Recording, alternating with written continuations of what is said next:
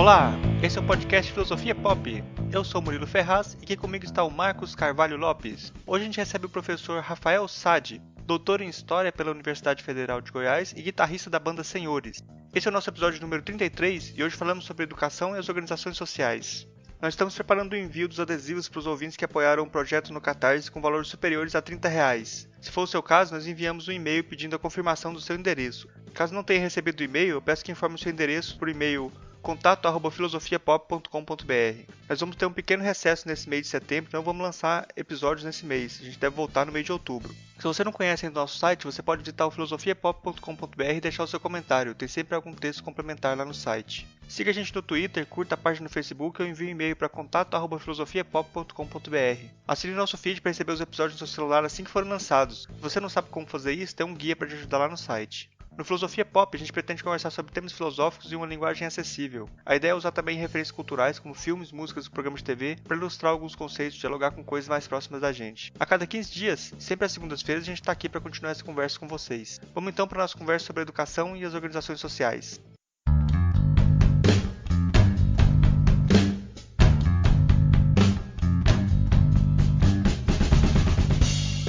Hoje a gente recebe direto de Goiânia o professor Rafael Sade. Ele é doutor em História pela Universidade Federal de Goiás e é guitarrista da banda Senhores. Eu peço para você se apresentar aí, dizer pro pessoal quem você é, com quem você trabalha, para quem não te conhece ainda, te conhecer melhor. Ok, olá a todos. Bom, eu sou o Rafael Sade, sou formado em História, né? Fiz mestrado e doutorado também na área de História. Como você citou aí, tem uma banda de punk rock, que é o Senhores, que tem 17 anos, né, de banda, que tem feito um trabalho também pensando na questão das ideias, pensamentos críticos, né, na música. E é isso. E trabalho diretamente com a questão da educação, né? Minha área de pesquisa é didática da história. Bom, hoje a nossa conversa vai ser sobre as organizações sociais e educação aqui em Goiás. Eu acho que é um tema assim que a gente vai tentar puxar para um viés mais filosófico, mas ele é menos filosófico e mais informativo assim, do que os outros temas que a gente já trouxe, né? Primeiro eu gostaria que você fizesse assim, um histórico dos últimos anos da educação assim, no estado de Goiás, os colégios que foram administrados pelas PMs e tal, até chegar nas organizações sociais. Tem assim, uma continuidade nesse processo? Então, é um pouco difícil pensar qual é a relação entre as escolas da Polícia Militar em Goiás e o projeto de organizações sociais na educação em Goiás. De todo modo, dá para se considerar uma coisa. Primeiro, esses dois projetos foram implementados no governo Marconi Perillo, né? As escolas da Polícia Militar, elas vêm desde 1999. Você teve uma primeira escola que se transformou em escola da Polícia Militar. São escolas públicas, para quem não conhece a realidade de Goiás, são escolas públicas estaduais que o governo transfere para a administração da Polícia Militar. E a partir daí elas passam a se chamarem CPMG, Colégio da Polícia Militar de Goiás. Goiás é o estado, em outros estados existem também esse tipo de escola da Polícia Militar, mas Goiás é hoje o estado que mais tem escolas da Polícia Militar. Isso a partir de 99 e foi se estendendo. Nos últimos anos a gente teve uma extensão, né, o número de escolas que foram transformadas em Polícia Militar, em escolas da Polícia Militar foi muito maior no estado de Goiás, nessa última gestão do governo Marconi Perillo, nessas duas últimas gestões. Então, além desse projeto de escolas militares, eu acho importante especificar qual que é o caráter, né, dessas escolas, o que transforma na escola quando ela passa a ser administrada pela Polícia Militar. Há uma mudança, o que caracteriza, há diferenças entre as várias escolas e tal, mas existe uma característica própria. Toda escola da Polícia Militar, ela precisa estabelecer uma rotina militar dentro da escola. Essa rotina militar implica em criar, fazer os alunos, por exemplo, bater continência, entrar em forma, cantar o hino nacional, se colocar sempre dentro de um respeito à hierarquia militar. Então ele precisa, toda vez que ele passa por um soldado, ele tem que prestar continência para esse soldado, né, da Polícia Militar. Na escola, ele também, quando o professor entra na sala, eles também ficam em pé e a turma é apresentada. Existe uma hierarquia entre os alunos, alguns alunos assumem uma postura de chefia perante a sala e tal. Então são mecanismos, são formas, são rotinas próprias dos quartéis que são levadas para a dinâmica e para o dia a dia da escola para serem implementadas na cultura corporal dos alunos, né, das crianças e adolescentes. Você tem vários tipos de... você tem algumas mudanças, né, algumas coisas são diferentes entre essas escolas, mas uma outra característica é que todas essas escolas elas cobram uma taxa que eles chamam de taxa voluntária. Porque, como todos nós sabemos, no Brasil é proibido uma educação pública, uma escola pública, cobrar taxas, né?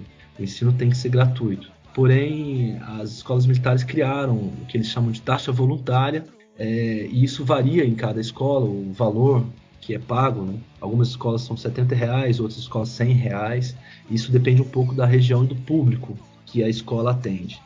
E outras taxas que ela cobra, por exemplo, se o aluno perde uma prova, vai fazer a segunda chamada e é cobrado a taxa. Se ele vai tirar documentos, é cobrado essas taxas e tal. Essas taxas são... a Polícia Militar afirma que é voluntária e é assim que ela garante a legalidade dessa taxa. Mas, efetivamente, existem várias denúncias do Ministério Público de que essas cobranças elas se dão de forma, em algumas escolas militares, não tão voluntárias assim. Os pais são constrangidos a pagar. Inclusive nós tivemos casos de escolas que o pai recebe boleto para pagar, aviso de cobrança e tal, o que caracterizaria esse caráter obrigatório, né, dessas taxas e tal. E também de vez em quando o Ministério Público entra e consegue fazer essas escolas voltarem atrás por um tempo em relação à cobrança dessas taxas e tal. De toda forma, eu falo da taxa porque a taxa é algo fundamental para a escola militar, né, em Goiás. Com essa taxa, a escola militar ela passa a ter uma renda extra, ela passa a ter uma verba que as demais escolas públicas não possuem. E essa verba é fundamental, é fulcral para a experiência da escola militar, pelo menos ter o êxito propagandístico que ela possui, né? Porque ela consegue estruturar a escola melhor do que as escolas em termos de estrutura física, né? Você tem escolas da Polícia Militar, como o Hugo de Carvalho Ramos, que tem uma mega estrutura física da escola, quadras de esporte, piscina, e várias coisas que eles vão implementando para melhorar a estrutura física da escola. Também investe esse dinheiro em viagens para os alunos e tudo mais. Teve uma época, eu não sei se hoje ainda está fazendo isso, porque também foi considerado legal, mas que os professores das escolas da Polícia Militar também recebiam um bônus extra, que era pago também por conta dessas taxas que a escola militar paga. Então existe um conjunto de dinheiro extra que a escola militar possui. E isso faz com que ela também consiga ter alguma ascensão frente às escolas que não são da PM, né? Pelo menos em termos propagandísticos, em termos de estrutura física e tudo mais, tá? Outra coisa que a escola da Polícia Militar faz, que diferencia da escola da polícia, das escolas normais, das escolas que não são da polícia, é um processo seletivo, né? Ela reserva 50% das vagas para filhos de policiais militares e, dentre outras vagas, eles conseguem estabelecer uma quantidade de vagas que é para concorrência. Então existe um processo seletivo para o ingresso dentro da escola da Polícia Militar, né? Então algumas vagas são destinadas a esse processo seletivo. Com isso também o intuito é alcançar um público, um grupo de estudantes que esteja, pelo menos na concepção deles, mais qualificada para poder ter aprovação no Enem e melhorar esses índices da educação como o IDEB, que é um outro elemento fundamental da escola militar, né? Ela consegue atingir boas notas, né, comparado com outras escolas estaduais, no Enem e nos índices como no IDEB, uma boa pontuação no IDEB. E isso é considerado e elevado como prova, né, no discurso propagandístico da qualidade da educação que se tem na escola da Polícia Militar, né? Então eu digo tudo isso para apresentar o fato de que existem vários elementos que diferenciam uma escola da Polícia Militar de uma escola estadual, e que esses elementos eles não estão ligados necessariamente a uma concepção crítica ou mais complexa dos processos educacionais. Eles estão vinculados a questões práticas, as notas desses índices da educação, que através dessas notas se diz ou quer se reduzir a ideia de qualidade de educação a esses índices, né? E todo mundo que estuda um pouco de política educacional sabe que é bastante complicado reduzir a avaliação sobre a qualidade da educação fornecida em uma escola a partir simplesmente desses índices, né?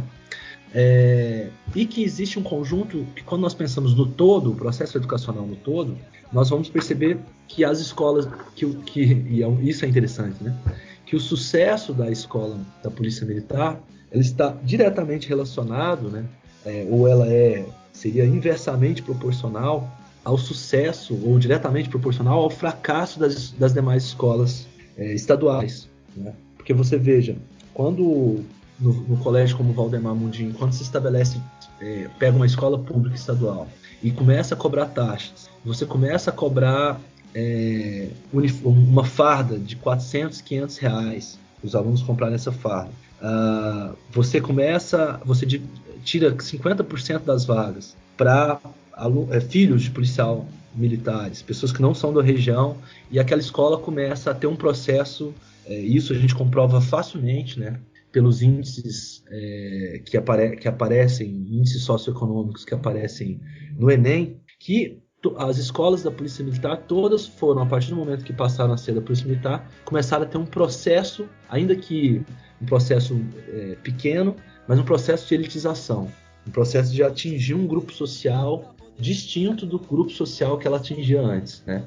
Quer dizer, eu até escrevi um artigo uma vez, como que os mais pobres, os alunos mais pobres, eles passam a saírem, né? Eles começam a ser excluídos dessas escolas da Polícia Militar. Então, quando você pensa a educação no todo, você percebe que esse processo de elitização, esse processo de qualidade da escola da Polícia Militar, ele está vinculado a esse processo de elitização também.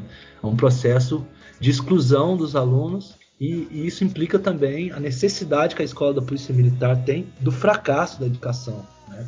E aí esse fracasso é em vários níveis, né? No intervalo aqui o Marcos estava comentando sobre como a escola da Polícia Militar está vinculada também, o discurso dela está vinculado a uma questão, o problema da violência dentro da escola, né? Quer dizer, é um problema da ausência de disciplina, da violência, são discursos que não são discursos novos, né? São discursos bastante antigos. Para se ter uma ideia, se a gente pensar essa questão da disciplina na escola, desde o século XIX nós temos um discurso de que os jovens... aliás, isso você tem muito antes do século XIX, né? Isso é um discurso jesuíta, né? Que você está lá no século XVI, já tem discurso assim. A juventude ou a nova geração, ela não tem moral, ela está violenta, ela precisa de disciplina, ela precisa ser organizada. A escola, a partir do momento que ela se torna coletiva, né, ela tira esse processo de atendimento individual do professor com o aluno e tal, os mecanismos de disciplina que ela exige são cada vez maiores, né? Quer dizer, você tem uma turma de 40 alunos, crianças, como é que você vai lidar com 40 alunos? Você precisa construir disciplina. E tanto que todo o processo de construção da escola é um processo de simulanização mesmo, né? Por exemplo, o surgimento da carteira individual, justamente para separar os corpos e não deixá-los, né, entrar em contato para garantir disciplina, né? Os mecanismos que foram, né, que eram comuns, como palmatórias, torturas dos alunos, né, chicotes, os professores batiam os alunos, puxavam a orelha e tudo mais. Você tinha antes aqueles bancos coletivos, né? Como os bancos, por exemplo, de igreja hoje. E aí você começa a criar uma estrutura de escola que começa a separar, né? Cada aluno senta no seu lugar justamente para eliminar esse processo de aproximação entre os alunos e tudo mais. Então a escola, enquanto instituição, na sua função burocrática, na sua fundação estrutural, ela exige um processo, ela implica num processo de disciplinarização. E ela surge dentro dessa cultura, né, de disciplinar. Tanto que, e é uma cultura forte no Brasil, né? Tanto que quando foi proibido o castigo físico nas escolas públicas, teve uma lei federal que proibia esses castigos físicos, e embora a lei foi aprovada, se eu não me engano, ainda foi no século XIX, a gente ainda conviveu com isso muito tempo depois, né? Mas quando a lei saiu, houve protestos, né, de pais, de professores que achavam que não era possível ter educação se o professor não pudesse bater, né? Esse direito de poder bater no aluno, de poder agredi-lo fisicamente, era considerado fundamental para que a educação funcionasse, ele era condição da educação, né? E o engraçado é que porque não era só o castigo físico, ele não se dava, quando você olha os relatos, ele não se dava só naqueles momentos que, por falta de disciplina, vamos dizer assim, mas também às vezes porque o aluno não demorava para responder a tabuada, começava a pensar demais, quanto que era 8 vezes 8, não sabia, não respondia na ponta da língua, então e aí ele recebia uma palmada para ver se ele conseguia, se ele agilizava, se ele aprendia a agilizar, né? Quer dizer, como se isso acelerasse o raciocínio do aluno, a eminência do castigo físico. Então os pais protestaram, professores protestaram, muitos pais falaram que iam tirar os alunos das escolas públicas, colocar nas escolas confessionais, onde o castigo físico ainda acontecia e tudo mais. Veja, o que eu acho que mudou, o que eu estou dizendo é que existe uma cultura anterior, tradicional, antiga, que era própria, inclusive, da escravidão, porque os castigos dos alunos eram muito parecidos com os castigos que os escravos recebiam, né? Então essa cultura ela não se perde de forma completa. Houve uma mudança, e isso os discursos pedagógicos também ajudaram nessa mudança, de que, inclusive com a lei, o discurso era esse: castigo físico não. Substitua o professor esse castigo físico pela humilhação, o termo não era humilhação, mas era pelos castigos morais, né? Deixar o aluno constrangido, né? Colocá-lo em situação constrangedora, onde ele tivesse que se sentir moralmente mal, né? Mas ainda assim a ideia de que era necessário o professor ser duro com esses alunos, né? Então, quer dizer, existe uma tradição autoritária que é estrutural dentro da escola, né?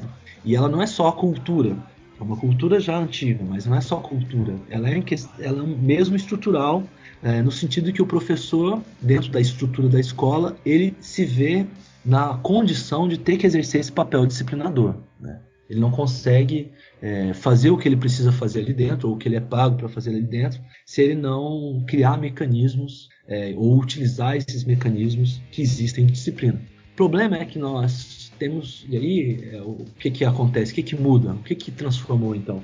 Uma das coisas que transformou e que me parece que é fundamental para entender por que a escola da Polícia Militar tem respaldo popular, né, é o fato de que esse discurso da disciplina anterior, ele convive com um discurso que é mais novo, que é o discurso da segurança pública.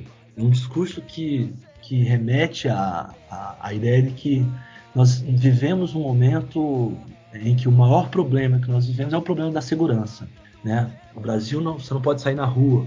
Os jovens de hoje são violentos, eles não são mais só eles não são só perdidos moralmente, né? Eles não são só moralmente não educados, vamos dizer assim, mas eles são violentos, eles são bandidos em potenciais, especialmente os jovens da periferia. Esse é um discurso bastante forte, né? Então esse medo que esse discurso da segurança pública ele acaba reforçando, e não que ele não esteja baseado em elementos reais, nesse problema que é realmente a questão da segurança pública no Brasil. Mas ele é um discurso que ele consegue colocar o problema da segurança pública como o maior problema do país. E tanto que ele consegue fortalecer vários discursos. Bandido bom é bandido morto, as leis têm que ser mais duras. A escola não seria diferente, né? O discurso para dentro da escola não seria diferente. Nós precisamos de uma escola mais rígida. Nós precisamos botar esses alunos no lugar. Quando você transforma a escola em um problema de segurança pública, você transforma a escola em um caso de polícia. E isso também é interessante, porque tem uma história, né? Porque a segurança pública não necessariamente se reduz à polícia e nem estaria associada, antes da ditadura militar, à polícia militar, né? A polícia militar ela ficava enquartelada nos quartéis, né? Ela tinha um treinamento para a guerra como força militar. É a ditadura militar que coloca a polícia militar, dá à polícia militar o monopólio do policiamento ostensivo das ruas. E ela faz isso dentro de um contexto onde você tem a construção de uma imagem do subversivo, né, da figura do guerrilheiro, do comunista e tudo mais, que é um inimigo do Estado, né? Ele não é alguém que deve ser punido por ter cometido um crime. Ele é um inimigo, ele deve ser exterminado. E a polícia militar, que tem uma um treinamento militar, ou seja, um treinamento para o combate de guerra, se adequou muito bem a isso, né? Ele exterminar o inimigo. O problema é que quando acaba a ditadura, nós não resolvemos esse problema. Então nós continuamos associando o problema da segurança a um problema de polícia, né? A polícia continua sendo para nós a ideia de solução para o problema da segurança pública. Por mais absurdos, por mais que no fundo, e qualquer um que estude um pouco a questão da segurança pública, consegue compreender rapidamente que, infelizmente, a polícia militar não é solução, ela é parte do problema da segurança pública, né? Quando nós vemos grande parte dos crimes, inclusive de assassinatos ou tráfico de drogas, nós temos participação direta da instituição polícia militar, né? Ou de elementos, pessoas vinculadas à instituição da polícia militar. Então, eu acredito que é essa combinação de uma tradição autoritária no Brasil com esse novo discurso da segurança pública que cria uma cultura propícia para aceitar, para que a população goiana, por exemplo, aceite com bons olhos uma escola onde as crianças, os jovens, vão ser treinados, né, como um militar, né, vão ser disciplinados. Eu já ouvi de algum pai de aluno assim falando que são parentes meus e tal, falando que não, é muito bom porque agora que vai ter disciplina lá na escola, aqueles que não querem estudar vão vazar e vai ficar só quem quer estudar, né? Uhum. Aí vai melhorar Exatamente. muito, né? Pois é, exatamente isso que eu estava defendendo a tese de que o sucesso da escola da Polícia Militar é diretamente proporcional. Que veja, aí esse menino sai da escola, né? Esse menino que supostamente não quer estudar, que na verdade é o que não se adequa, né, à disciplina e às exigências daquela escola, né? E esse menino, ele vai para onde, né? Quando a gente pega aqui a região do campus, onde tem o Valdemar Mundim era a única escola de ensino médio, que atendia ensino médio na região. Porque a outra é o CEPAI, né? A única escola estadual. A outra é do CEPAI, que as vagas também são esgotadas. Então esse aluno que não adequa ao Valdemar Mundim, ele vai ter que sair da região dele para estudar, né? Então ele vai ter que pegar ônibus para poder estudar. Muitos deles não vão fazer isso, né? Mas ainda assim, o que vai? Se ele é como se ele é considerado um problema que é jogado para outras escolas, né? Quer dizer, e aí a escola militar está resolvido o suposto problema que foi criado, né? Mas as outras escolas vão receber esse que é considerado o problema, né? Se a gente for entender isso como problema dentro do discurso deles. Então, quando a gente pensa no sistema no todo, nada está sendo resolvido, né? Nenhum problema da educação está sendo resolvido. Pelo contrário, nós estamos criando outro problema. Nós estamos criando formas distintas de educação dentro da rede pública, formas não gratuitas de educação, formas que excluem e ainda que criam um tipo de disciplina para obediência, né? Para aceitação, né? Acho isso é bastante sério, né? Eu fiquei pensando assim que você falando, eu fiquei pensando assim, se Foucault tivesse nascido em Goiás, ele estaria nesse caminho também. É quase incontornável, assim. Porque a gente geralmente coloca a distância entre as disciplinas muito grandes, né? Quando na verdade são os problemas que nos aproximam, né? E a necessidade de pensar os problemas. Quando a gente pensa, eu como goiano, penso nessa tradição autoritária, que eu não consigo ver uma necessidade maior de uma genealogia do que desse tipo de autoritarismo que faz parte para mim da cultura do meu estado, né? E aí um outro elemento que eu acho que é necessário na sua narrativa você comentou isso, mas eu acho que é preciso reforçar a precarização da posição do professor, isso até em termos de salário mesmo, que as pessoas, é um tabu falar que o salário do professor é baixo, né? Começa a falar, não, os professores têm que ser, aumentar o salário do professor não aumenta a qualidade. Então essa política pública vem se propagando há muito tempo, e o professor que antes ocupava um extrato de classe média já não ocupa esse extrato no seu início de carreira, e provavelmente dificilmente vai conseguir, quem está no começo de carreira, conseguir ocupar essa posição da chamada classe média. Então ele não consegue ter o olhar de inveja dos seus alunos, pelo contrário, muitos alunos veem os professores como fracassados, né? E isso cria um tipo de ressentimento aí, e quando a gente fala de um quadro de violência que acabou se tornando um quadro de violência que acabou se tornando mais comum por conta dessa precarização, né? Os próprios professores muitas vezes apoiam e falam assim, é a minha segurança, né? É a minha segurança enquanto professor.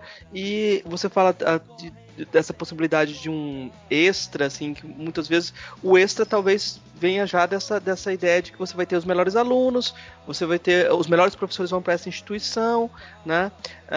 Se vende a ideia de que os militares, a organização militar não interfere no processo educacional, que esse continua a cargo dos professores, mas toda a biopolítica em torno já transforma. Aí eu queria comentar assim, você acha que tem uma biopolítica dos professores? Que professores trabalham nessas escolas? Como os professores receberam essas escolas? Então, eu acho que você tocou em pontos muito importantes, assim.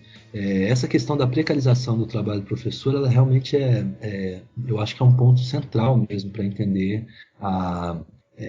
o apoio que as escolas da Polícia Militar têm, inclusive entre os próprios professores, né? Eu acho que essa precarização ela passa por tudo isso mesmo, pelo salário e por toda uma perda de uma posição, né? Que está vinculada também à questão salarial, à questão das condições de trabalho do professor, que é mais ainda do que o salário, mas que também, onde o salário ocupa um papel fundamental, né? Quer dizer, o professor hoje ele trabalha para poder conseguir um salário ruim, né? Mas ter 40 horas de trabalho, pelo menos 28 aulas semanais. Boa parte dobra para tentar alcançar 60 horas, aí faz 42 aulas semanais. Vamos imaginar esse professor que dá 42 aulas semanais. Quantas turmas ele não pega? Ele é incapaz de conhecer todos esses alunos, de acompanhar esses alunos. Ele é incapaz, ele não tem tempo, definitivamente não dá tempo de planejar todas essas aulas da forma como deveria ser planejado, ou como a gente imagina que ele gostaria de planejar. Ele não consegue pesquisar, desenvolver projetos de pesquisa fora para além, né, daquilo que ele está, daquilo que ele vai ter que dar na aula rapidamente e tal. Então, esse tipo de condição do trabalho torna o professor efetivamente uma figura que está sempre no seu limite, né?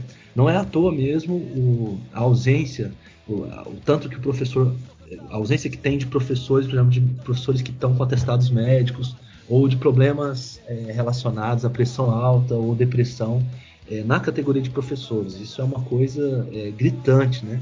E é claro, não é uma realidade só de Goiás. Eu acho que quando a gente está descrevendo aqui essa realidade do professor de Goiás, acho que provavelmente quase no Brasil inteiro muitos professores vão se identificar com a sua própria condição.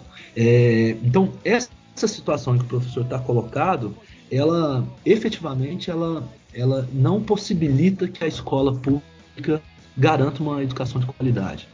E junto com isso, além desse olhar que o aluno tem para o professor, né, como um fracassado, como não sei o que lá, você tem problemas dentro da escola, que são problemas, obviamente, de toda a sociedade, e que o professor não tem condição, efetivamente não está amparado para resolver esses problemas, né? Quer dizer, se um aluno ameaça um professor, grande parte dos professores não tem apoio nem da própria direção para se proteger disso. Sabe? Ele definitivamente, quase sempre, ele não pode fazer nada. Ele tem que simplesmente temer que os seus alunos, por algum motivo, seja porque ele resolveu fazer uma avaliação mais rígida, que algum aluno o ameace, né? Porque ali na escola pública nós vamos ter qualquer tipo de aluno, e assim deve ser, né? Todo e qualquer aluno tem que estar lá, inclusive o traficante, inclusive o aluno que é bandido, ladrão, o aluno que faz assalto com a mão armada.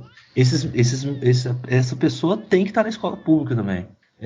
E o professor ele tem que lidar com essas pessoas sem nenhuma estrutura para isso, sabe? E mesmo quando ele lida com um menino que não é bandido, que não é, né, que não está na vida do crime, não está inserido dentro da vida do crime, esse menino pode carregar vários problemas que ele tem na família, que ele tem nas condições sociais da vida que ele tem, e o professor não consegue fazer nada com isso. A escola também falta apoio psicológico, apoio para essas questões que extrapolam a específica com a qual o professor trabalha, né? Formado em história, o cara é filósofo, ele não tem que resolver problemas psicológicos dos seus alunos, ele não tem que lidar com os problemas não deveria ter que lidar com problemas da família desse aluno, ou com problemas que esse aluno tem por outras questões da vida. É claro que ele vai ter que aproveitar tudo isso para fazer filosofia, ele vai ter que aproveitar tudo isso para pensar o recorte da história que ele deve discutir, para fazer sentido para os alunos. Mas ele não está na função de psicólogo, né? Infelizmente, o professor, ele fica, então, o que eu quero dizer com isso? Que o professor está numa situação vulnerável, extremamente vulnerável dentro da escola hoje em dia, né? Ele não tem mais mecanismo nenhum para lidar com todos os problemas que ele tem que enfrentar dentro de uma sala de aula. Eu queria complementar esse quadro só com a gente está falando do professor da escola pública, e é interessante que você estava descrevendo essa posição do sadismo educacional como uma regra, né? E como isso se deslocou, como houve cobrança dos pais para que continuasse. E eu diria assim, aquele professor que consegue se destacar por alguma qualidade, ou até pelo modo de vestir, por uma linguagem mais de classe social mais abastada, ele consegue ir para os cursinhos pré-vestibulares. E lá nos cursinhos pré-vestibulares, todo o sadismo é bem-vindo. Todo o sadismo, porque os alunos estão ali e eles estão ali numa posição extremamente vulnerável, né, para passar no vestibular, etc, etc. E o caminho para a educação parece ser o caminho também do volta à possibilidade desse sadismo, desse tipo de postura também, né? Então acaba que o autoritarismo se espalha, ele não se dissolve, né? Mesmo nas escolas particulares vai ter essa construção também, né? Exatamente, Quando você olha determinadas escolas particulares, na verdade esse sadismo ele é condição para você ter mais alunos, né? Então, assim, realmente existe um processo de transferência, como o Marx falou, desse sadismo, né, na escola para as escolas particulares, né? Um exemplo bom em Goiás é o Colégio WR, que é um colégio que constrói a sua fama a partir de quanto mais duro, rígido e mais sádico ele consegue ser com os alunos, né? Isso faz com que os alunos e os pais queiram que os seus filhos estudem lá. Os alunos querem estudar lá porque é mais duro, mais rígido e tal. E com isso a impressão de que vai ser melhor preparado para o vestibular e agora para o Enem. Bom, então assim, realmente existe... E esse sadismo, ele acaba se perdendo um pouco na escola pública justamente por essa condição. O professor, ele perde esse poder, ele perde essa capacidade ou essa possibilidade, como já foi, inclusive, né? De ter a autoridade frente aos seus alunos. A grande questão é que, veja, e aí por esse fracasso da educação pública estadual, a escola militar consegue de novo, mais uma vez, também ser considerada alternativa, né? E efetivamente é isso mesmo, né, cara? O pai do aluno, ele fala, pô, eu não quero que o meu filho esteja na escola pública, eu não quero. Se eu pudesse, eu tiver uma chance de colocá-lo numa escola melhor, onde eu me sinta mais seguro, onde eu saiba que o meu aluno esteja mais seguro, onde eu saiba que o meu aluno, meu filho, né, esteja mais seguro, onde eu saiba que o meu filho terá mais chances de conseguir entrar na universidade, e assim, dessa forma, terá mais chances de ter uma condição, um emprego melhor. Então eu quero ter essa chance. Então assim, não me parece nem um pouco reprovável os argumentos dos pais com relação à escolha da escola da Polícia Militar. O que me parece é realmente haver uma redução mesmo da crítica da educação ou da reflexão sobre educação.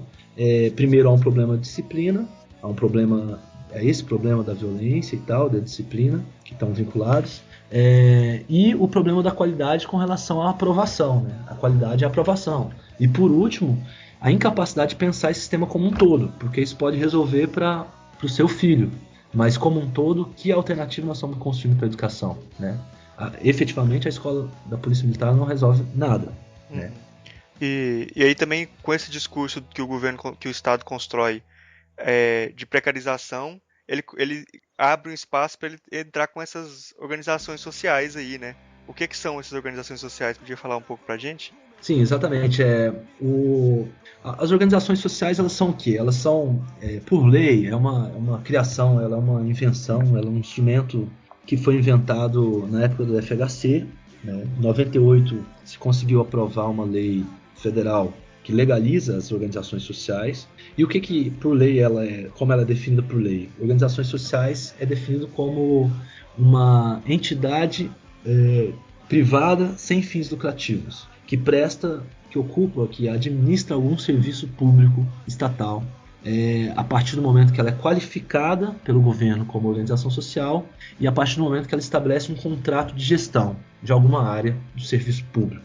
No caso aqui em Goiás, é a primeira experiência, é o primeiro lugar onde se constrói a proposta de estabelecer organizações sociais na educação pública estadual. Então, o que seria isso? O governo qualificou algumas entidades privadas e aí ele faria um contrato de gestão, ele abriu um edital para selecionar algumas organizações sociais para administrarem as escolas públicas estaduais. Então, a partir do momento, o governo passaria o dinheiro, uma verba para essas entidades, e essas entidades, com essa verba, administrariam as escolas. Isso aqui é a organização social, né? Uma entidade legalmente sem fins lucrativos. Na prática, a gente consegue identificar claramente que isso não procede, né? Porque efetivamente não dá para a gente reduzir uma reflexão sobre um fato social ou sobre uma relação social dentro da dinâmica social da nossa sociedade a sua definição jurídica. Né? Reduzir a definição jurídica seria como, por exemplo, falarmos que nós somos todos iguais, porque a lei diz que nós somos iguais perante a lei. Mas nós sabemos que isso, na prática, dentro da dinâmica social da sociedade, existem diferenças entre as pessoas, inclusive perante a lei. A mesma coisa serve para a organização social. A organização social, legalmente, é uma entidade sem fins lucrativos, mas na prática, dentro da dinâmica social, dificilmente essas empresas, são empresas particulares, né, se organizam sem a finalidade de não estar com essa atividade ganhando lucro com isso, né? E existem várias formas, depois a gente pode discutir isso, sobre como eles conseguem oferir ganhos privados através dessa prestação de serviço público, né? Na saúde, no Brasil inteiro, como já está implementado em vários estados, a questão da organização social na área de saúde, nós temos uma lista imensa de casos de ganhos privados, obviamente ilegais, porque ele não poderia ter esses ganhos privados, que na verdade são, então, desvios de verba pública, né? Por essas organizações sociais. Essa implementação de organizações sociais em Goiás, ou tentativa de implementação de organizações sociais em Goiás, parece ter um histórico muito, muito particular, né? Como se essa proposta viesse como uma retaliação aos professores. Foi isso? Você Sim. tem esse histórico? Sim. A verdade é o seguinte, tanto a escola militar, da polícia militar, quanto as organizações sociais, elas cumprem esse papel também, que é o quê? O professor, hoje, por mais que a gente ache que o professor ele não se mobiliza, e esse é um discurso muito comum dentro da própria categoria, o professor não se organiza, o professor não luta, o professor só reclama. Na verdade, ele é uma das categorias que mais se apresenta em termos de greves e tal. Isso não só em Goiás, não só no Brasil. Isso na América Latina, isso é uma avaliação do Banco Mundial. O Banco Mundial avalia que uma das categorias que mais causa problemas para as reformas liberais dentro da América Latina é a categoria de professores, né? Porque, segundo o Banco Mundial, é uma categoria que acaba fazendo muita greve, que acaba se opondo bastante a esses projetos liberais na América Latina. Isso está numa cartilha do Banco Mundial chamada Professores Excelentes, que é uma cartilha que vale muito a pena ler e conferir para entender o projeto do Banco Mundial para a educação na América Latina. Bom, então, aqui em Goiás, o Marconi Perillo, o governador, ele chegou a explicitar isso, né? Ele deixou claro que em uma entrevista ele falou que por conta de alguns professores, que ele chamou de extrema esquerda, professores que eram da extrema esquerda, que só queriam saber fazer protestos, que não queriam saber de dar aula, segundo ele, ele encontrou a solução para esses professores. E a solução era polícia militar, passar esses colégios para a polícia militar, ou então implementar OS nessas escolas desses professores. Inclusive ele fala uma coisa muito grave, porque em julho do ano passado houve uma transferência rápida, né? 7 escolas estaduais se transformaram em escolas militares de junho para agosto, né? Usaram o mês de julho para transferir essas escolas, 7 escolas. Os professores estavam em greve, e aí em julho em férias. Quando voltaram para a escola já estava militarizada. E ele disse, olha, eu encontrei as escolas de cada um daqueles professores que estavam no protesto, o Marconi Perillo falando, né, o próprio governador, e fui lá e transformei essas escolas em escolas da Polícia Militar. E a escola da Polícia Militar, existe alguns procedimentos e um discurso de que elas não entram em greve, elas não participam, né? É como se elas fossem à parte. Então ela realmente, a escola da Polícia Militar, tira esse poder, essa força social da organização dos professores. O professor que está na escola da Polícia Militar tem mais dificuldade, e eu acho que nunca aconteceu, das escolas da Polícia Militar entrarem nas greves da categoria, né? Eu pelo menos desconheço casos que tenham acontecido disso. Eu sei que já houve greve dentro das escolas da Polícia Militar, paralisações, né? Mas por conta de demandas locais mesmo. Os próprios professores falam, não, nós não vamos trabalhar, se esse diretor estiver aqui, isso já aconteceu. Mas participar das greves da categoria, isso me parece que não tem ocorrido mesmo. A mesma coisa ocorre com as organizações sociais. Por quê? E aí de uma forma mais grave ainda do que das escolas da Polícia Militar. Porque veja só, uma das características de uma organização social é o fato de que a mão de obra que ela contrata, que trabalha para ela, é uma mão de obra privada. Apesar dela estar gerindo um serviço público, quando ela faz uma seleção, quando ela contrata a mão de obra, ela é uma entidade privada. Logo, essa mão de obra é uma mão de obra privada. Então esses trabalhadores das organizações sociais, eles são seletistas, eles não são estatutários, né? E isso já é um problema muito grave para a categoria, porque isso significa perda de estabilidade, né? Mas ao mesmo tempo é perda de força social para a luta, porque esses professores passam a ter um vínculo sem estabilidade que possibilita, por exemplo, se eles fazem uma greve ou se eles não atendem às demandas e obrigações que a direção exige, ou se eles apresentam ideias discordantes, eles podem ser mandados embora a qualquer momento, né? Isso é um princípio que as organizações sociais possuem, que é considerado um princípio positivo para quem defende as organizações sociais, que é a ideia de autonomia gerencial absoluta, que significa justamente isso. Eu mando embora a hora que eu quiser, eu tenho autonomia, o diretor no caso do hospital, assim como teria o diretor da escola, eu posso mandar qualquer um aqui, a qualquer momento, embora, né? Então, esse princípio de autonomia gerencial absoluto que as OS acabam tentando encarnar na prática, com o máximo que ela puder, né? Acaba tirando mesmo e controlando essa força de luta dos professores. Se passa a ter duas categorias, né? Se passa a ter professores efetivos e professores sem estabilidade. Esses professores sem estabilidade vão ter muito mais dificuldade de se organizar e de fazer reivindicações. E com isso perde toda a categoria, né? Toda a categoria perde a força. Eu acho que tem uma questão salarial também, né? Que eu acho que tem o piso dos professores, que o seletista parece que eles não pagam esse piso para os professores também. Pela lei de organização social, o seletista, o contrato dele vai ser estabelecido em negociação com a OS. Então, quem cria o plano de carreira dele, quem cria o salário dele, é a própria organização social. Então não existe nenhuma obrigação, nenhum vínculo com o plano de carreira do funcionário público, né? Então todas as vitórias e as coisas que os professores já alcançaram, as garantias de direitos salariais que eles já conquistaram, o seletista não tem necessariamente garantia de nada disso, né? Ele vai depender do acordo com as organizações sociais. Na prática, eu andei estudando, eu estudei os salários das organizações sociais de saúde aqui em Goiás. E eu vou dar um exemplo concreto de um hospital aqui em Goiás, que é o Hugo. O Hospital de Urgências de Goiânia, ele hoje é administrado por uma OS. Hoje o enfermeiro do Hugo, hoje ele tem aquelas duas categorias, tem o estatutário e tem os que foram contratados depois pelas OS. O enfermeiro, ele ganha o que é servidor público, a média salarial dos servidores públicos enfermeiros é de R$8.000, R$9.000 por mês. Claro que salário bruto, né? Dos estatutários é de R$ 2.500 a R$ 3.000. Fica mais ou menos em torno disso. Então, veja, isso a mesma função, o mesmo tipo de trabalho. Veja a diferença salarial que você tem entre o estatutário e o seletista, né? Aquele que passa a ser contratado. Isso significa para a categoria de enfermeiro que efetivamente a categoria está tendo uma perda terrível.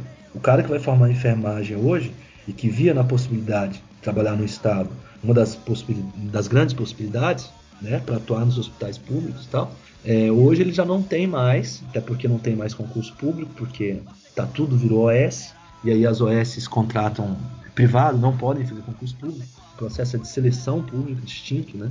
Ele já não tem mais expectativa, o enfermeiro hoje em Goiás, de ter estabilidade no emprego e de ter um salário que ele tinha antes, né, há um tempo atrás. Então é muito grave. Assim. Para as condições de trabalhador, do professor, as OS serão assim, catastróficas, não resta dúvida. Assim.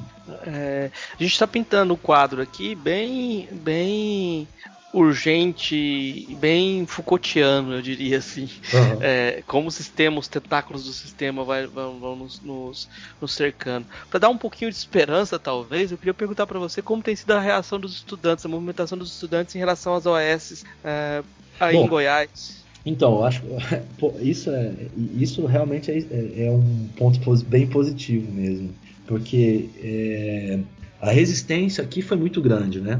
O processo de resistência às OS, ele foi um processo que assim, dificilmente alguém esperaria que apareceria uma categoria de secundaristas, né? Porque se você olha, os secundaristas eles tiveram grande importância antes da ditadura militar. Teve uma tentativa de reorganização do movimento secundarista no pós, né? No processo de democratização, mas ele nunca conseguiu ser aquilo que ele era, né? Aquele tipo de organização, aquela força de mobilização que ele tinha na década de 50, e mesmo em Goiás, né? Então, de repente, surge um movimento secundaristas cuja bandeira é justamente o enfrentamento, a bandeira central, o enfrentamento contra esse projeto de OS na educação, e é um movimento completamente inovador, né? Quer dizer, os meninos, a maioria adolescentes, que não carregavam nenhuma tradição política, também não traziam vícios partidários, né, vícios das tradições políticas anteriores, e tiveram que ir inventando e se inspirando também no movimento de São Paulo e ao mesmo tempo inventando uma forma de atuação para enfrentar esse governo, um governo extremamente autoritário, né, que responde com muita repressão e tudo mais. Tá? E ao mesmo tempo uma juventude adolescente, uma molecada adolescente que carregou para o movimento político algumas características que são muito típicas dessa idade, como por exemplo a intransigência, né? Uma das bandeiras do movimento, um dos lemas do movimento, que é o não tem arrego, é extremamente interessante porque ele é uma bandeira, é um lema, né? Uma palavra força que carrega essa sensação de intransigência. Não, nós não aceitamos e pronto. Nós não vamos arredar o pé. Nós não vamos arregar. E isso eles realmente fizeram, né? Foi impressionante assim, o surgimento das ocupações das escolas. Em Goiás foram 27 escolas ocupadas. Para quem conhece a realidade daqui, foi algo realmente extraordinário, porque ninguém esperava. Ocupou uma primeira num dia, depois no segundo dia teve outra ocupação, no terceiro outra escola foi ocupada. E aí de repente, né, se criou todo um movimento que foi basicamente espontâneo, porque teve um grupo inicial que ocupou as escolas, secundaristas ligados principalmente ao Colégio Liceu, que ocupou o JCA, que eram ex-alunos do JCA, uma escola que havia sido fechada, e eles foram transferidos para o Liceu, os alunos de lá. Esse grupo estava organizado, mas de repente começou a surgir ocupação em tudo quanto é lugar que não estava mais controlada nem dirigida por esse grupo, né? Então é um movimento que se alastrou de forma espontânea, e talvez por isso, por essa intransigência, né? por esse apelo também por uma inovação, por estar apegado também, por esse apego também a uma ideia de ação direta. Não vamos esperar do Ministério Público, não vamos esperar de outros órgãos, tal. Vamos lá e vamos fazer. E não vamos aceitar perder. Recuar um pouco é perder muito. Talvez por isso esses meninos conseguiram vencer, né? Porque veja, você tem no ano passado, em vários momentos, discursos tanto do próprio governador, inclusive um decreto dele dizendo que a partir de 31 de dezembro de 2015 já teria que ter transferido essas escolas para as organizações sociais. Tem um decreto obrigando a Secretaria de Educação a fazer todo o processo de seleção até dia 31 de dezembro. Você tem um discurso do próprio governador falando que esse ano as organizações sociais serão implementadas. Você tem um discurso do secretário extraordinário do governo, que é o Faleiros, o Antônio Faleiros, também falando que essas organizações sociais serão implementadas nesse ano de 2015. E a gente vê que eles não conseguiram efetivamente fazer isso, né? Eles tiveram que recuar depois de tentar as armas da repressão mais drásticas que eles poderiam usar dentro desse contexto de democracia, né? Então eu acho que o movimento até agora foi vitorioso. Ele conseguiu barrar esse edital de OS da Secretaria de Educação e também houve um recuo de um outro edital, que é um edital que foi feito para as escolas técnicas estaduais, né? Então foram feitos 2 editais aqui relacionados à educação. Um da Secretaria de Educação, que seriam as escolas estaduais serem terceirizadas, e outro, um edital que terceirizaria os institutos tecnológicos do Estado, que é chamado aqui de Rede Tego, né, que são colégios e institutos tecnológicos. Esses 2 editais foram cancelados, né? O governo teve que voltar atrás nesses 2 editais e se encontra em reformulação. Eles falam, a afirmação do governo é que eles estão fazendo um novo edital, tanto para a escola técnica quanto para as demais escolas estaduais públicas. Mas, enfim, de todo modo, eles não conseguiram até agora implementar, né? A expectativa do governo era ter feito tudo ano passado. Eu queria explorar uma coisa que você está fazendo, que você tem uma participação efetiva nesse movimento de resistência, assim, e muitas vezes você faz alguns relatos muito interessantes no Facebook, assim, as crônicas anarquistas que você está construindo no Facebook vão ser um bom livro, tá? Eu já espero que você edite esse livro, esses textos que você conta algum momento em que você traz a identificação das pessoas também para detalhes desse. Eu queria que você contasse uma passagem que te marcou, uma passagem que seja mais pessoal, né, nesse movimento. No movimento? De identificação com os alunos, desses momentos que são surpreendentes também, das relações mais pessoais dentro desses momentos de ocupação. Bom, assim, de toda essa luta, né, das OSs, porque a gente teve 2 momentos nessa luta, então, provavelmente 3 momentos. Eu acho que se eu fosse diferenciar, produzir uma história, inclusive eu estou tentando, estou com um projeto agora que eu estou elaborando para justamente a gente construir essa história dessa luta contra as OSs, né? Mas eu acho que 3 momentos seriam, daria para a gente fazer, né, um recorte entre 3 momentos distintos dessa luta. O primeiro momento foi o momento da contra-terceirização. Era um movimento que se criou, movimento contra a terceirização da educação em Goiás, que reuniu basicamente professores e estudantes universitários dos mais variados tipos, né? Professores do estado, do município de Goiânia, do município de Aparecida, professores da Universidade Federal, da Universidade Estadual de Goiás, das várias unidades da estadual. Então foi um momento, e muitos estudantes universitários, né? Foi um momento de manifestações de rua. Era um movimento que também surgiu sem esse vínculo com partidos e tudo mais, aglutinando tudo quanto pessoas interessadas na educação, inclusive independente das forças políticas que elas faziam parte ou se não faziam parte de força política nenhuma. Foi um movimento bem interessante que fez muitas manifestações de rua. Aí nesse primeiro momento, foi antes das ocupações, antes dos meninos secundaristas entrarem na luta, teve muitas coisas interessantes, assim. Uma das coisas que mais me marcou foi quando foi na segunda manifestação desse movimento. Na segunda manifestação já apareceu alguns secundaristas, mas eles não organizavam, eles iam nos atos. E alguns secundaristas e estudantes universitários pegaram pneus e colocaram fogo em frente à Praça Cívica, né, em frente ao centro administrativo, onde funciona a máquina administrativa do governo do estado. E aí colocou fogo lá nesses pneus e veio a polícia e os bombeiros para apagar o fogo. Então eles pegaram uma mangueira e começaram a jogar a mangueira na fogueira. para apagar essa fogueira que se criou. E o interessante foi que os meninos fizeram uma fileira, né? Todo o movimento se reuniu para defender a fogueira. Então se formou um grande bloco de pessoas, uma barreira humana, tentando impedir que a fogueira fosse apagada.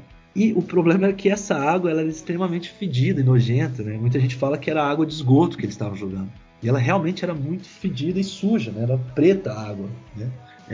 Não era uma água, não era água assim limpa, né? E ela é extremamente forte, né? Um jato d'água extremamente forte.